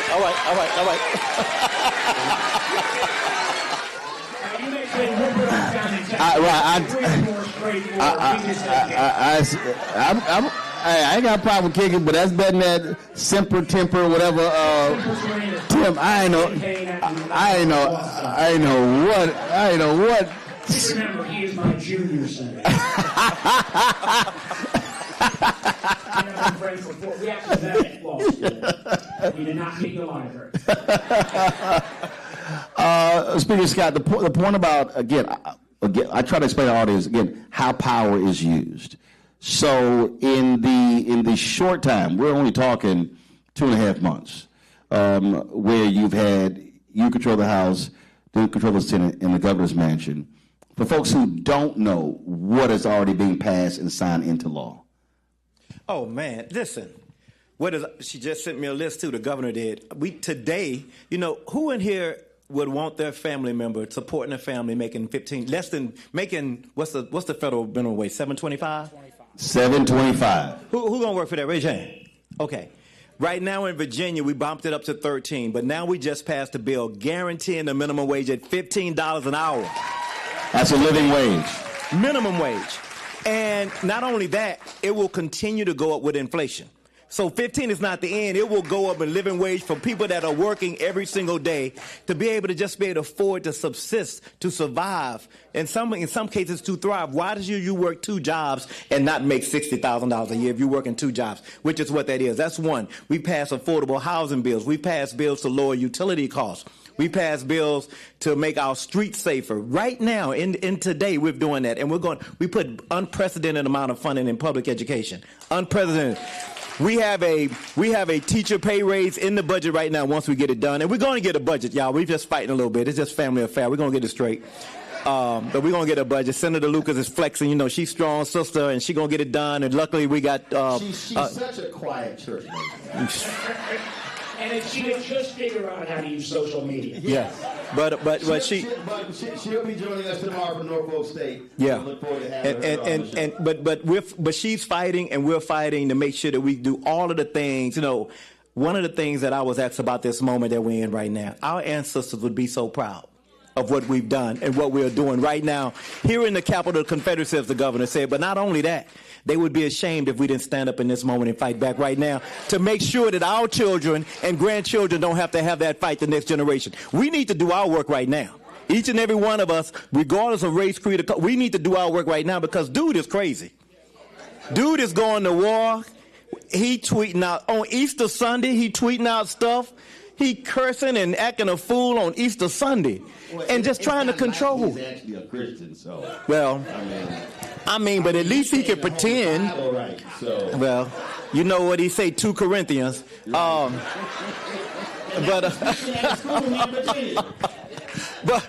we have to right now. I mean, this is not the time. They want us to be despair. They want us to panic. But what we've always done in moments like this is we've organized. We went to work. We've communicated with one another. We went from house to house, and we got folks organized to go out and vote.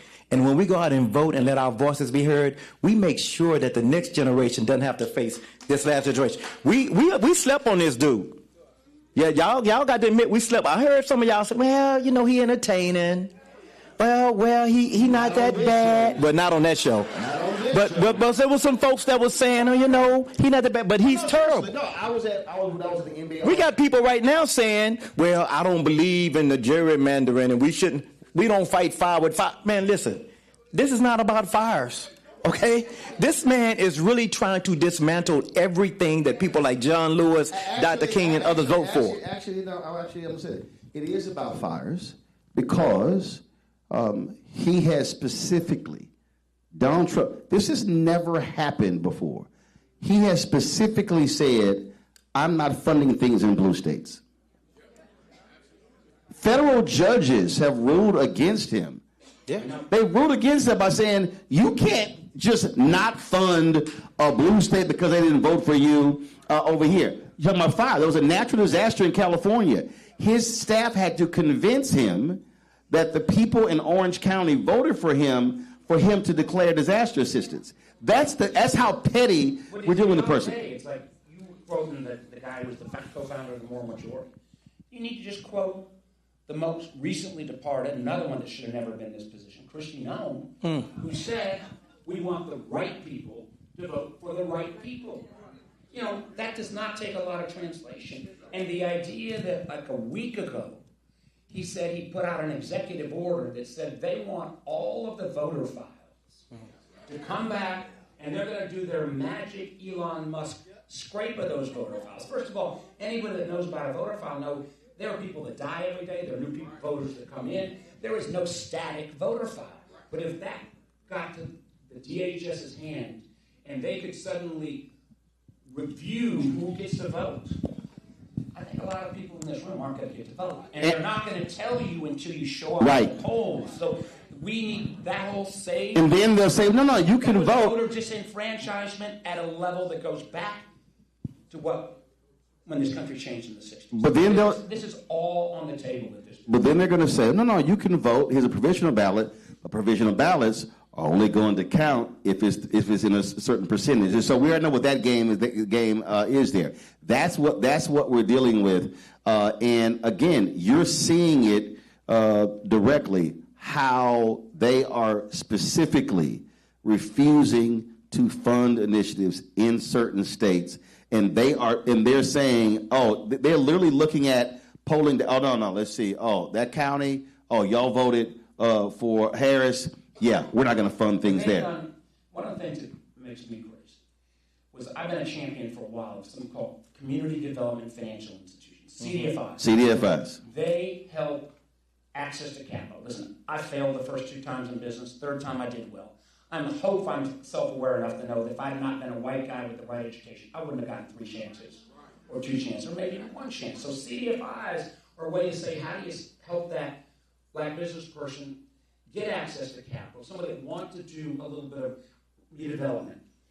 And what the amazing thing is, in Trump's first term, he became a champion of this. In COVID, we got $12 billion for this. Help build the whole industry. He comes in this next term, and he wants to cut them to pieces. This man he was bad the first term, but he had some decent people around him. This is a crowd of people who want to take the country back. They want to take all of the progress since 1964 and 65 and rewrite it and rewrite our history. And it is not going to be based upon meritocracy. It is going to be based upon, unfortunately, a 1950s version of America that did not include most of you in this. Yep. I'm always about connecting the dots. When he was there in his first term, the reason the CDFI money was there because the Constitution says that any bill that involves money starts in the House. When he was there the first time, Democrats controlled the House. The person who was the chair of the House Financial Services Committee was Congresswoman Maxine Waters. I need y'all to go ahead. Yeah, in Virginia, when we get the power back, the chairman of the Education and Labor Committee in the House will be our own Bobby Scott. Right. So I'm trying to. So the reason I'm saying that. So I know Congresswoman Waters, huge champion of CDFIs. She's been on the show many times.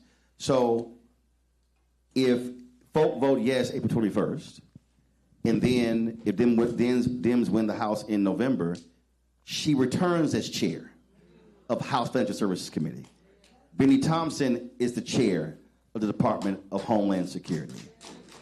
Congresswoman Joyce Beatty is a subcommittee chair. All of a sudden, there are going to be 6 to 7 CBC members who will be chairing committees. That means the legislation has to go through them. So that's why I'm trying to get people to understand how they vote in this election will have broader implications across the country for public policy and black political power. And in about 15 minutes, if that happens, then our guest in 15 minutes will be just like you, making history as the first black Speaker of the House. That's why the election matters. And that's why it's so important. That's why folks are doing everything in their power. We've never seen this unprecedented amount of deception. They pulling the KKK out. They pulled Jim Crow. They scared. They pulled Jim Crow and the KKK and every image to try to scare the heck out of black folk. Like, oh my God, we're going back to slavery. Yeah, that's how much they're lying right now.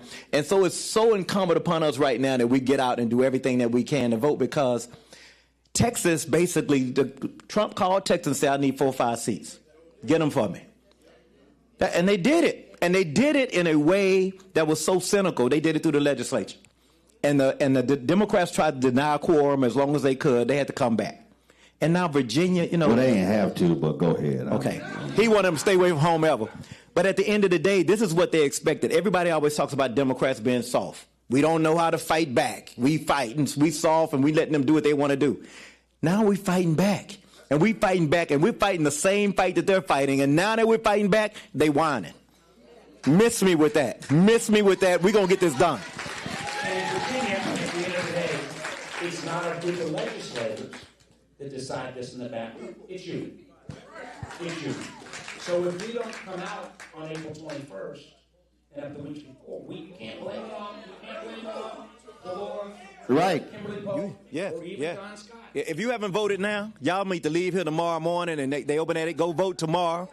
Then on Super Saturday, next Saturday, go vote again Super Saturday. Then the following Saturday, take everybody we all got to go out and vote. We should be breaking records right now. Right. The data tells us right now, which is unbelievable to me because I just spent a whole year of my life running this last election.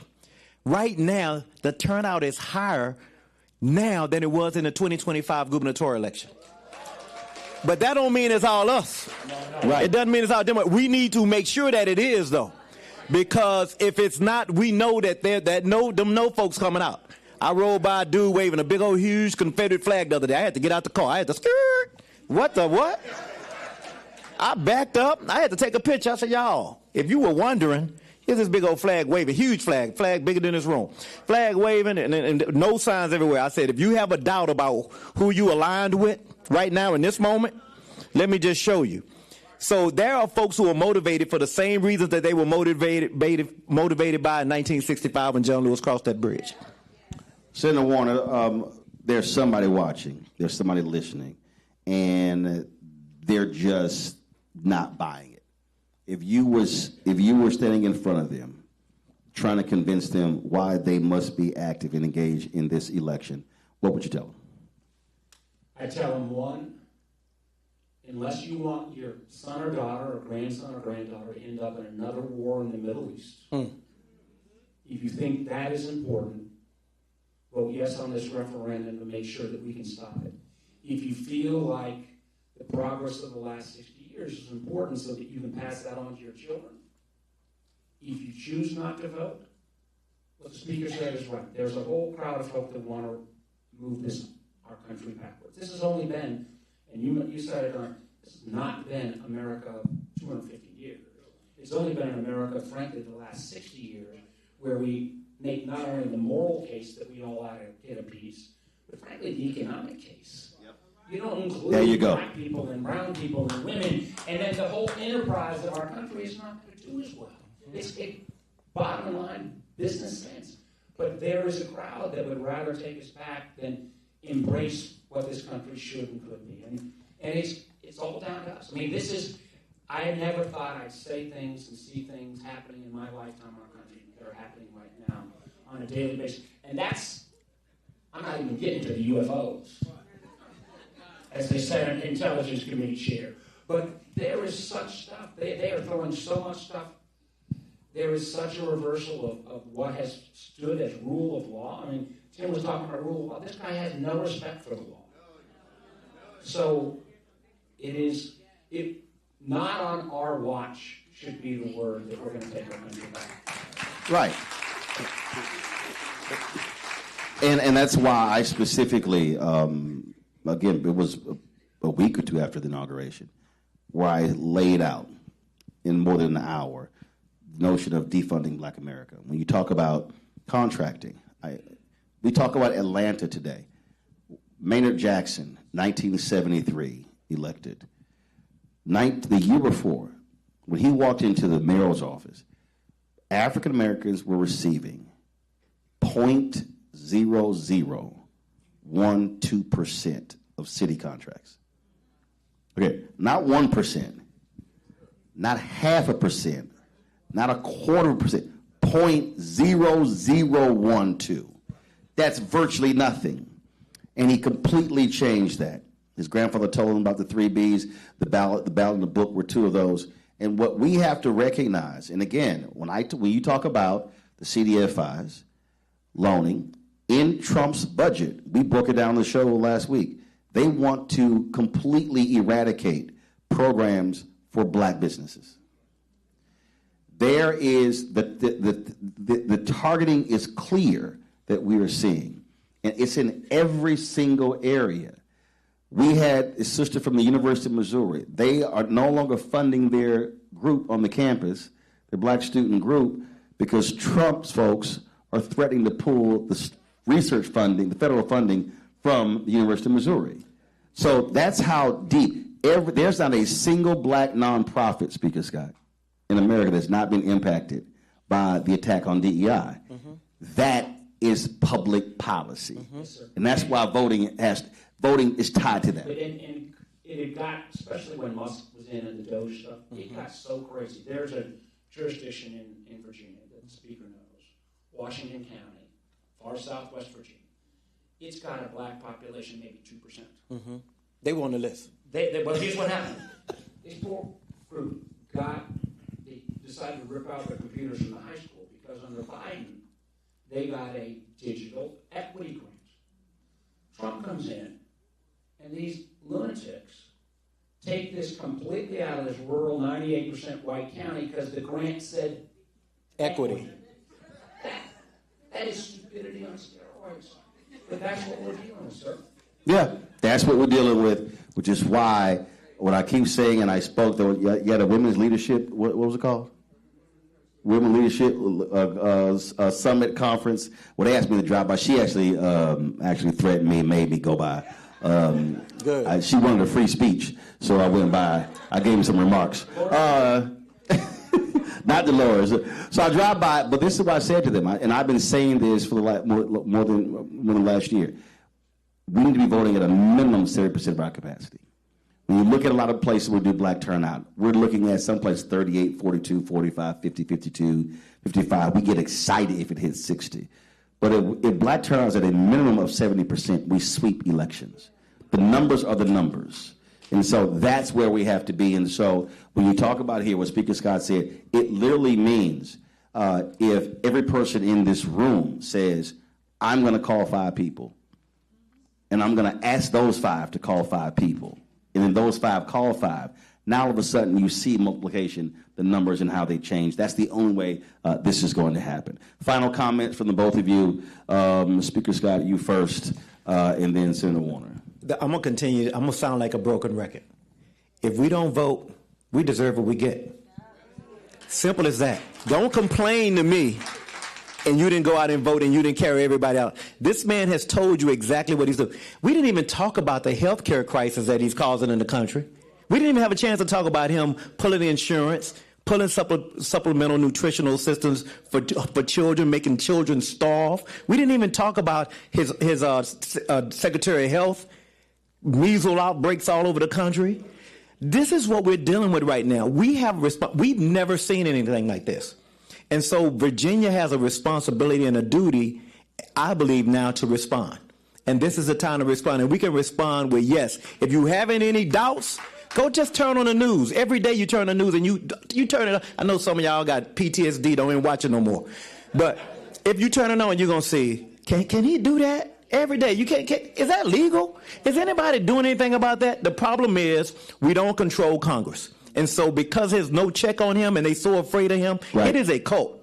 Everything that they're doing. So I'm telling everybody, unless you want to be drinking the Kool-Aid too, this is the time to go out and vote. Senator. I just add, we're a great HBCU. You know, we have got great HBCUs in Virginia. Good job. And finally, at the end of COVID and the beginning of Biden, some of the historic cutbacks we made a little progress back. There were a couple of years there at HBCUs we made some progress back.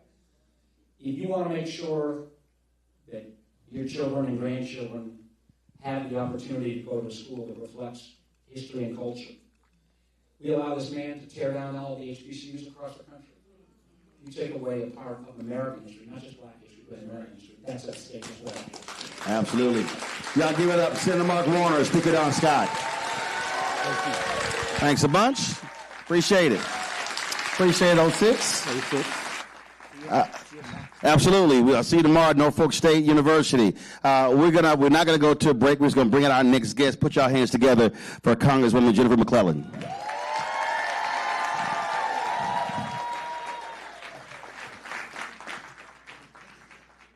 Right here. That's fine. You're gonna switch right? That's cool. All right. So, according to the black folks who've been paid to send flyers out, Virginia is in danger of losing your seat.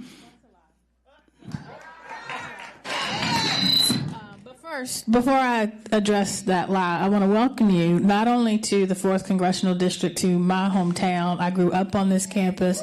My parents worked here. I have an honorary degree here, and I'm excited to have you here. All right, cool. Yes. Glad to be here. So again, I mean, I see this commercial like, oh, we're in danger of losing our 2 black congressional seats. So these are the same people who right now are cheering on the Supreme Court to put the final nail in the coffin of the Voting Rights Act by striking down majority minority districts in Louisiana. They talk out of both sides of their mouth, but just to say it plainly, the 3rd District and the 4th District, represented by Bobby Scott and myself, will continue to have significant minority populations.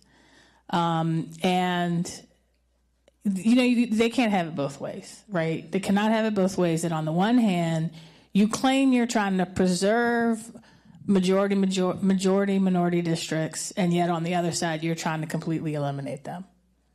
So, but they lie. They lie, they cheat, they steal, they do whatever they need to do to win. And we're fighting back, and they don't like it. But we're going to keep fighting. Absolutely.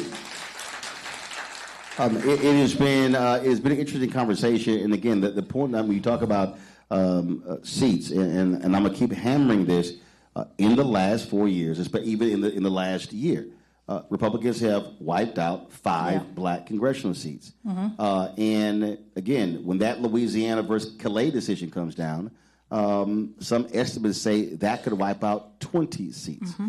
On the federal level. Mm-hmm. That number is going to be even higher when we start talking about, you just had some wins in Mississippi, mm-hmm. Where they broken the supermajority there, where they elected, the courts ordered the election, and a couple of African-Americans got elected. Mm-hmm. The Opportunity District in Alabama, of mm-hmm. course, and depending upon that ruling, they could wipe out Congresswoman Terry Sewell's district as well, and you could have no black member of Congress in Alabama. So folk need to understand that goes from Congress, then to state rep, state senate, all the way down. This is what we're living in, where they are saying they want to completely wipe out the last 60 years of progress. No, they want to wipe out the last 150 years of progress, not just the last 50 years. Yeah, because of course the Supreme Court case in the 14th Amendment, that's one of the Reconstruction Amendments. That's right. And I would be remiss as the history nerd that I am if I didn't remind you, we've been here before. This is the biggest backlash to progress that this country has seen since the backlash to Reconstruction. I heard Senator Warner and Speaker Scott talking about how much we had to do to make the idea of we the people include us. It didn't include us. Declaration of Independence didn't include us. In a government by, of, and for the people, government reflects the perspective and therefore meets the needs of the people who participate. But from the beginning, we weren't included. And the history of this country has been every time we have made progress towards black people specifically, but marginalized people generally gaining social, political, and economic power, there is a backlash that involves three things. See if this sounds familiar. Propaganda, violence, voter suppression. And this is the biggest backlash since the backlash to Reconstruction, which that backlash eliminated hundreds of black men who served in Congress and state legislatures across this country. Mm-hmm. We went from 100 black men who represented Virginia in the General Assembly during Reconstruction to 0 between 1902 and 1968. That is what they're trying to do right now. Yeah, and the difference is, and again, when you talk about this is what they're doing, but there has to be an appropriate response to it. Yes. And so we can talk about historically what happened. Historically, our folk fought back as best that they could. Yes. What we have are tools at our disposal that, frankly, are not being maximized. And we need to maximize them. And this redistricting referendum is one way to do that. And none of us want to be here. But you can't just fight with one hand tied behind your back when the other side is bringing not just both hands, but brass knuckles and a knife and a gun and whatever else they need. Right. You gotta respond. And so here's the difference, though. Texas and Missouri, their state legislator went in a back room. And North Carolina. Went in the back room with no public input, came up with a map and said, here it is. California and Virginia, we're letting the voters decide. That's a huge difference. Yep. Well, again, early voting is right now. Election is April 21st. And folk got to simply do their part. Yeah, we have to. I'm going to end with John Lewis. In his final words to us, said, democracy is not a state. It is an act that requires every generation to do its part to build the beloved community. Democracy by itself is not the goal, it's what you do with it. My great-grandfather did his part by having to take a literacy test and find 3 white men to vouch for his character to be able to register to vote.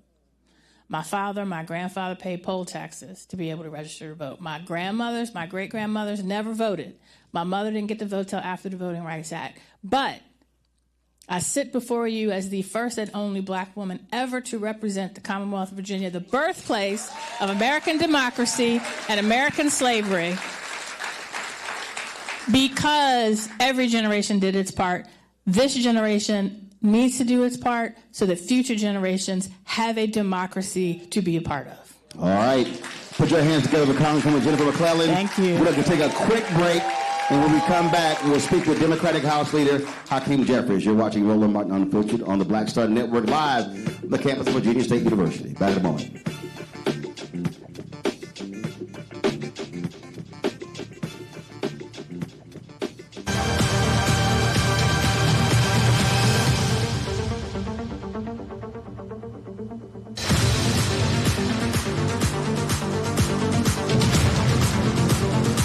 MAGA Republicans ended diversity programs, cut funding for black students, and fired federal employees.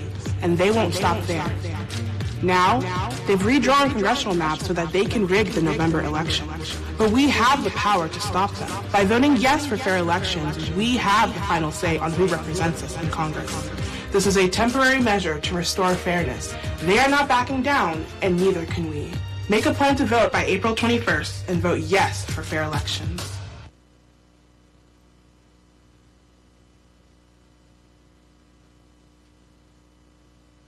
I'm Russell L. Honoré, Lieutenant General, United States Army, retired, and you're watching Roland Martin Unfiltered.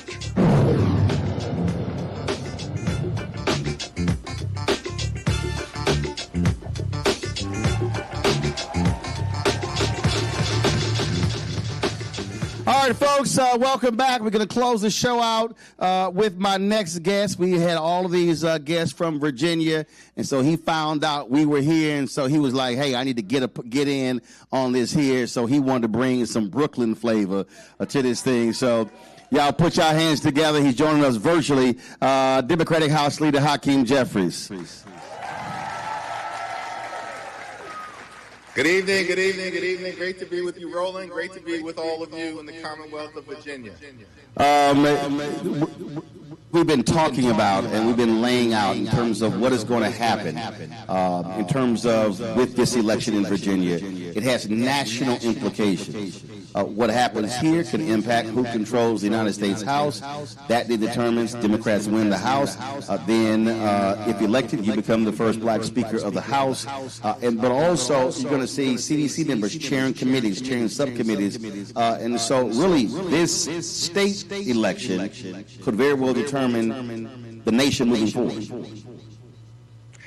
Well, that's exactly right. We're so thankful to the people of Virginia who have undertaken this effort in terms of being able to make a decision that could impact not just the future of the Commonwealth, but the future of Black America and the future of the United States of America in terms of pushing back against this gerrymandering scheme that Donald Trump and MAGA Republicans have launched, where they want to rig the midterm elections so that Donald Trump is deciding who's in charge in the Congress in the aftermath of what takes place in November. We believe that it's the people of the Commonwealth of Virginia and the people of this great country who are the ones who should decide who's in the majority as a result of what happens in the midterm elections. And in making that decision, it will have a significant impact on the quality of life of the American people. Because what this Republican-controlled Congress has done in terms of increasing the cost of living, ICE is totally out of control.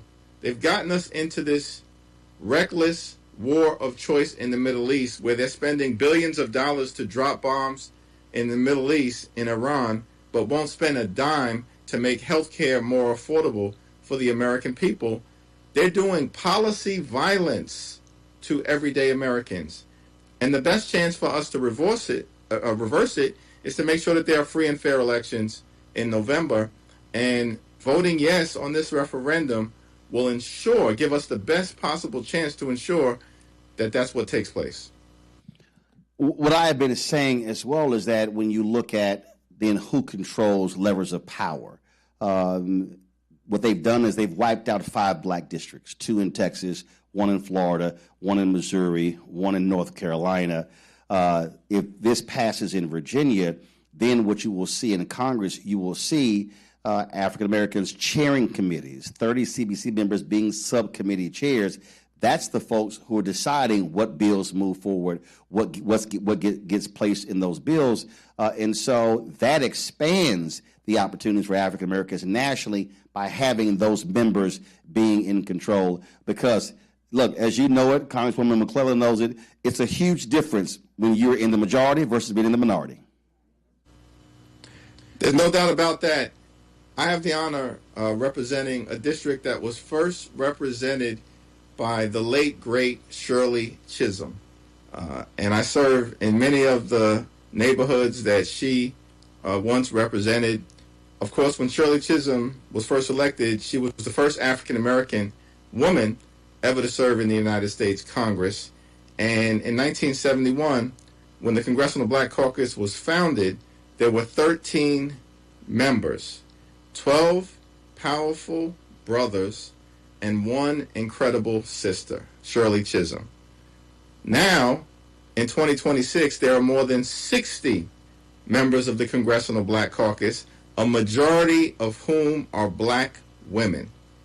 And if we are successful in taking back the majority in November, those congressmen and women are going to be able to govern with gavels in their hands in the majority, moving legislation designed to make life better for our communities, to focus on the things that matter: good paying jobs, good housing, good health care, good education for your children, and when it's all said and done, a good retirement, which of course means we can protect your Social Security and your Medicare. But it also means them holding this administration accountable. Republicans have been in charge. They don't want to hold hearings. They don't want to use subpoena. And so if Democrats control the House and or the Senate, then they can now hold this administration to account with a lot of the things that they've done. That's absolutely correct. Roland, as you know and have documented in such a compelling way, this is the most corrupt administration in American history.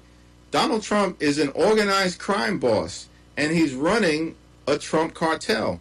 And if these people are focused on enriching themselves, their family members, and their donors, then they're not focused on making life more affordable for the American people. And there's got to be accountability for the damage that they have done.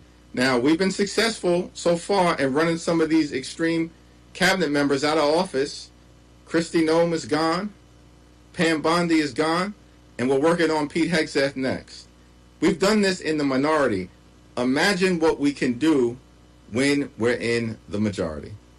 Well, we certainly see what Pete Hegseth is doing in running off black folks from promotions in the military. And so it certainly would be great to see him run off because he is grossly incompetent in that particular position and not even remotely qualified for it. Last question for you before our time runs out, and I've asked this numerous times. What would you say to a brother, a sister, young voter, middle-aged, older voter, who says, I don't really see the big deal. Why do I actually have to turn out in this election? What would you tell that person? Elections matter, and elections have consequences, and we're living through that right now. Imagine how life would be if Kamala Harris was sitting at 1600 Pennsylvania Avenue. Instead, we have a hater in the White House. And as a result of the policies that have been put into place, black unemployment is up, black home ownership is down, and at least 300,000 black women have lost their jobs, many of whom were federal employees who worked in Virginia or in other parts of the country, and others who have lost their jobs in the private sector. This is extraordinary. A lot of damage has been done because of who's in power right now. And we can both reverse that damage and bring about a brighter future for our young brothers and sisters so that their talent and ability and creativity and brilliance can be brought to life. Right then, Democratic Leader Hakeem Jeffries. Now, I can't fully see, did you actually wear a Kappa shirt on my show? Well, you may be able to see the Kaine, and I wanted to make sure that the Divine Nine was fully represented, because if it's a Roland Martin operation, I know that Alpha Phi Alpha Fraternity Incorporated will always be fully represented, and I wanted to make sure that this 1911 organization was counted amongst the number along with everybody else. Well, I'll check it, because I said, he wearing that. The only thing worse if you wore a Yankees shirt, me being an Astros fan. All right, Democratic Leader Hakeem Jeffries, I appreciate it. Thanks a lot. I'm gonna close this out with this. You've heard folks say elections matter, but it's not just you voting; it's also what is visible. You heard Speaker Scott say he's driving, sees this huge Confederate flag, signs everywhere. And I've had a lot of people tell me, and I remember this in 2016 when Hillary Clinton was running for president, and the same thing in last election. I've heard a lot of these really smart, and I'll be very clear, white Democratic strategists like, oh, that's stuff like yard signs and door knock, that stuff doesn't matter. It actually does, because what happens is when people see a plethora of signs from the other side, they say that becomes momentum building. And so when we talk about putting signs, and listen, my parents ran elections, they worked on campaigns, and I remember being 10 and 11 and 12, having splinters in my hand, having to have some gloves by having to carry them damn yard signs. And so when we talk about how old school is still new school, old school still works. Yard signs matter. Door knockers matter. Calling people matter. offering people ride to the polls matter. And so Bishop William Barber and I have talked about this a whole lot. We've talked about getting 1,000 alphas to come together to be trained in organizing and mobilizing. And what I need this generation to understand in Virginia, in Petersburg, but also in this country, is that we can't hope somebody else does it. We can't hope someone else actually shows up. Again, I am the child of two people who were engaged in what was happening in our community in Clinton Park in Houston with our civic club and caring about the things happening there. And so this election impacts every single thing. It literally impacts the neighborhood. It impacts the person, the street, the block, the neighborhood, the city, the state, the country. But that requires all of us to be fully engaged to make this happen. It requires us using our voice. It requires us, yes, challenging people, asking them, are you registered? And if you are, have you voted? If you've not, when are you going to vote? And then if you have not voted, you can't come to my house for Sunday dinner if you haven't voted. You can't come hang out and watch the game if you haven't voted. Everybody should be saying, no, I need to see your sticker showing that you actually voted, because that's the only way that happens. Again, I grew up where you just couldn't just waltz through and say, yeah, man, I sort of skipped it. No, because every single election matters. And we say this all the time, that every election matters. There's no such thing as, well, this is the most important election of our time, because every single election, because the people who are voting, they understand what happens when they win. And when they win, they exercise power. And when they exercise power, then somebody's going to be a loser, somebody's going to be a winner. I need us to be on the winning side, and then us determining what public policy that we want, and then holding those folks accountable. And I'm a firm believer that there are politicians who are not doing the job. If they're Democrat or Republican, throw them out of office. That's why we have the power of the vote. But this is an opportunity for this generation to battle Jim Crow 2.0. And what we are witnessing is an absolute attack on Black America.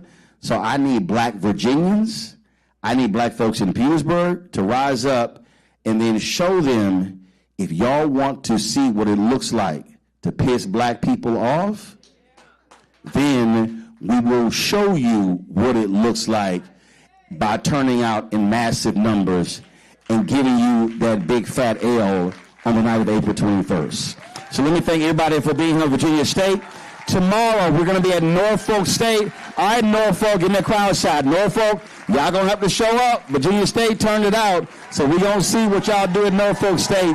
So we're going to be there tomorrow, but broadcasting live on the campus, and so I appreciate it. Let me thank everybody that made this show possible, everybody here at Virginia State. Glad to see everyone here, and we always love coming back here. We appreciate y'all having us on your digital sign as well, being welcome to campus, and so look forward to becoming the next time. Don't forget, support Roland Martin Unfiltered, the Black Star Network. Listen, there is no other Black-owned media company in the country that does what we do, taking this show on the road, broadcasting all across the country. So your support is critically important, so please support us. If you want to contribute via Cash App, use a Stripe QR code. You see it right here. That's also for credit cards. Checks and money order, make it payable to Roland Martin Unfiltered, P.O. Box 57196, Washington, D.C., 2003-70196. Of course, PayPal's R. Martin Unfiltered, Venmo RM Unfiltered, Zelle, Roland at RolandSMartin.com, Roland at RolandMartinUnfiltered.com.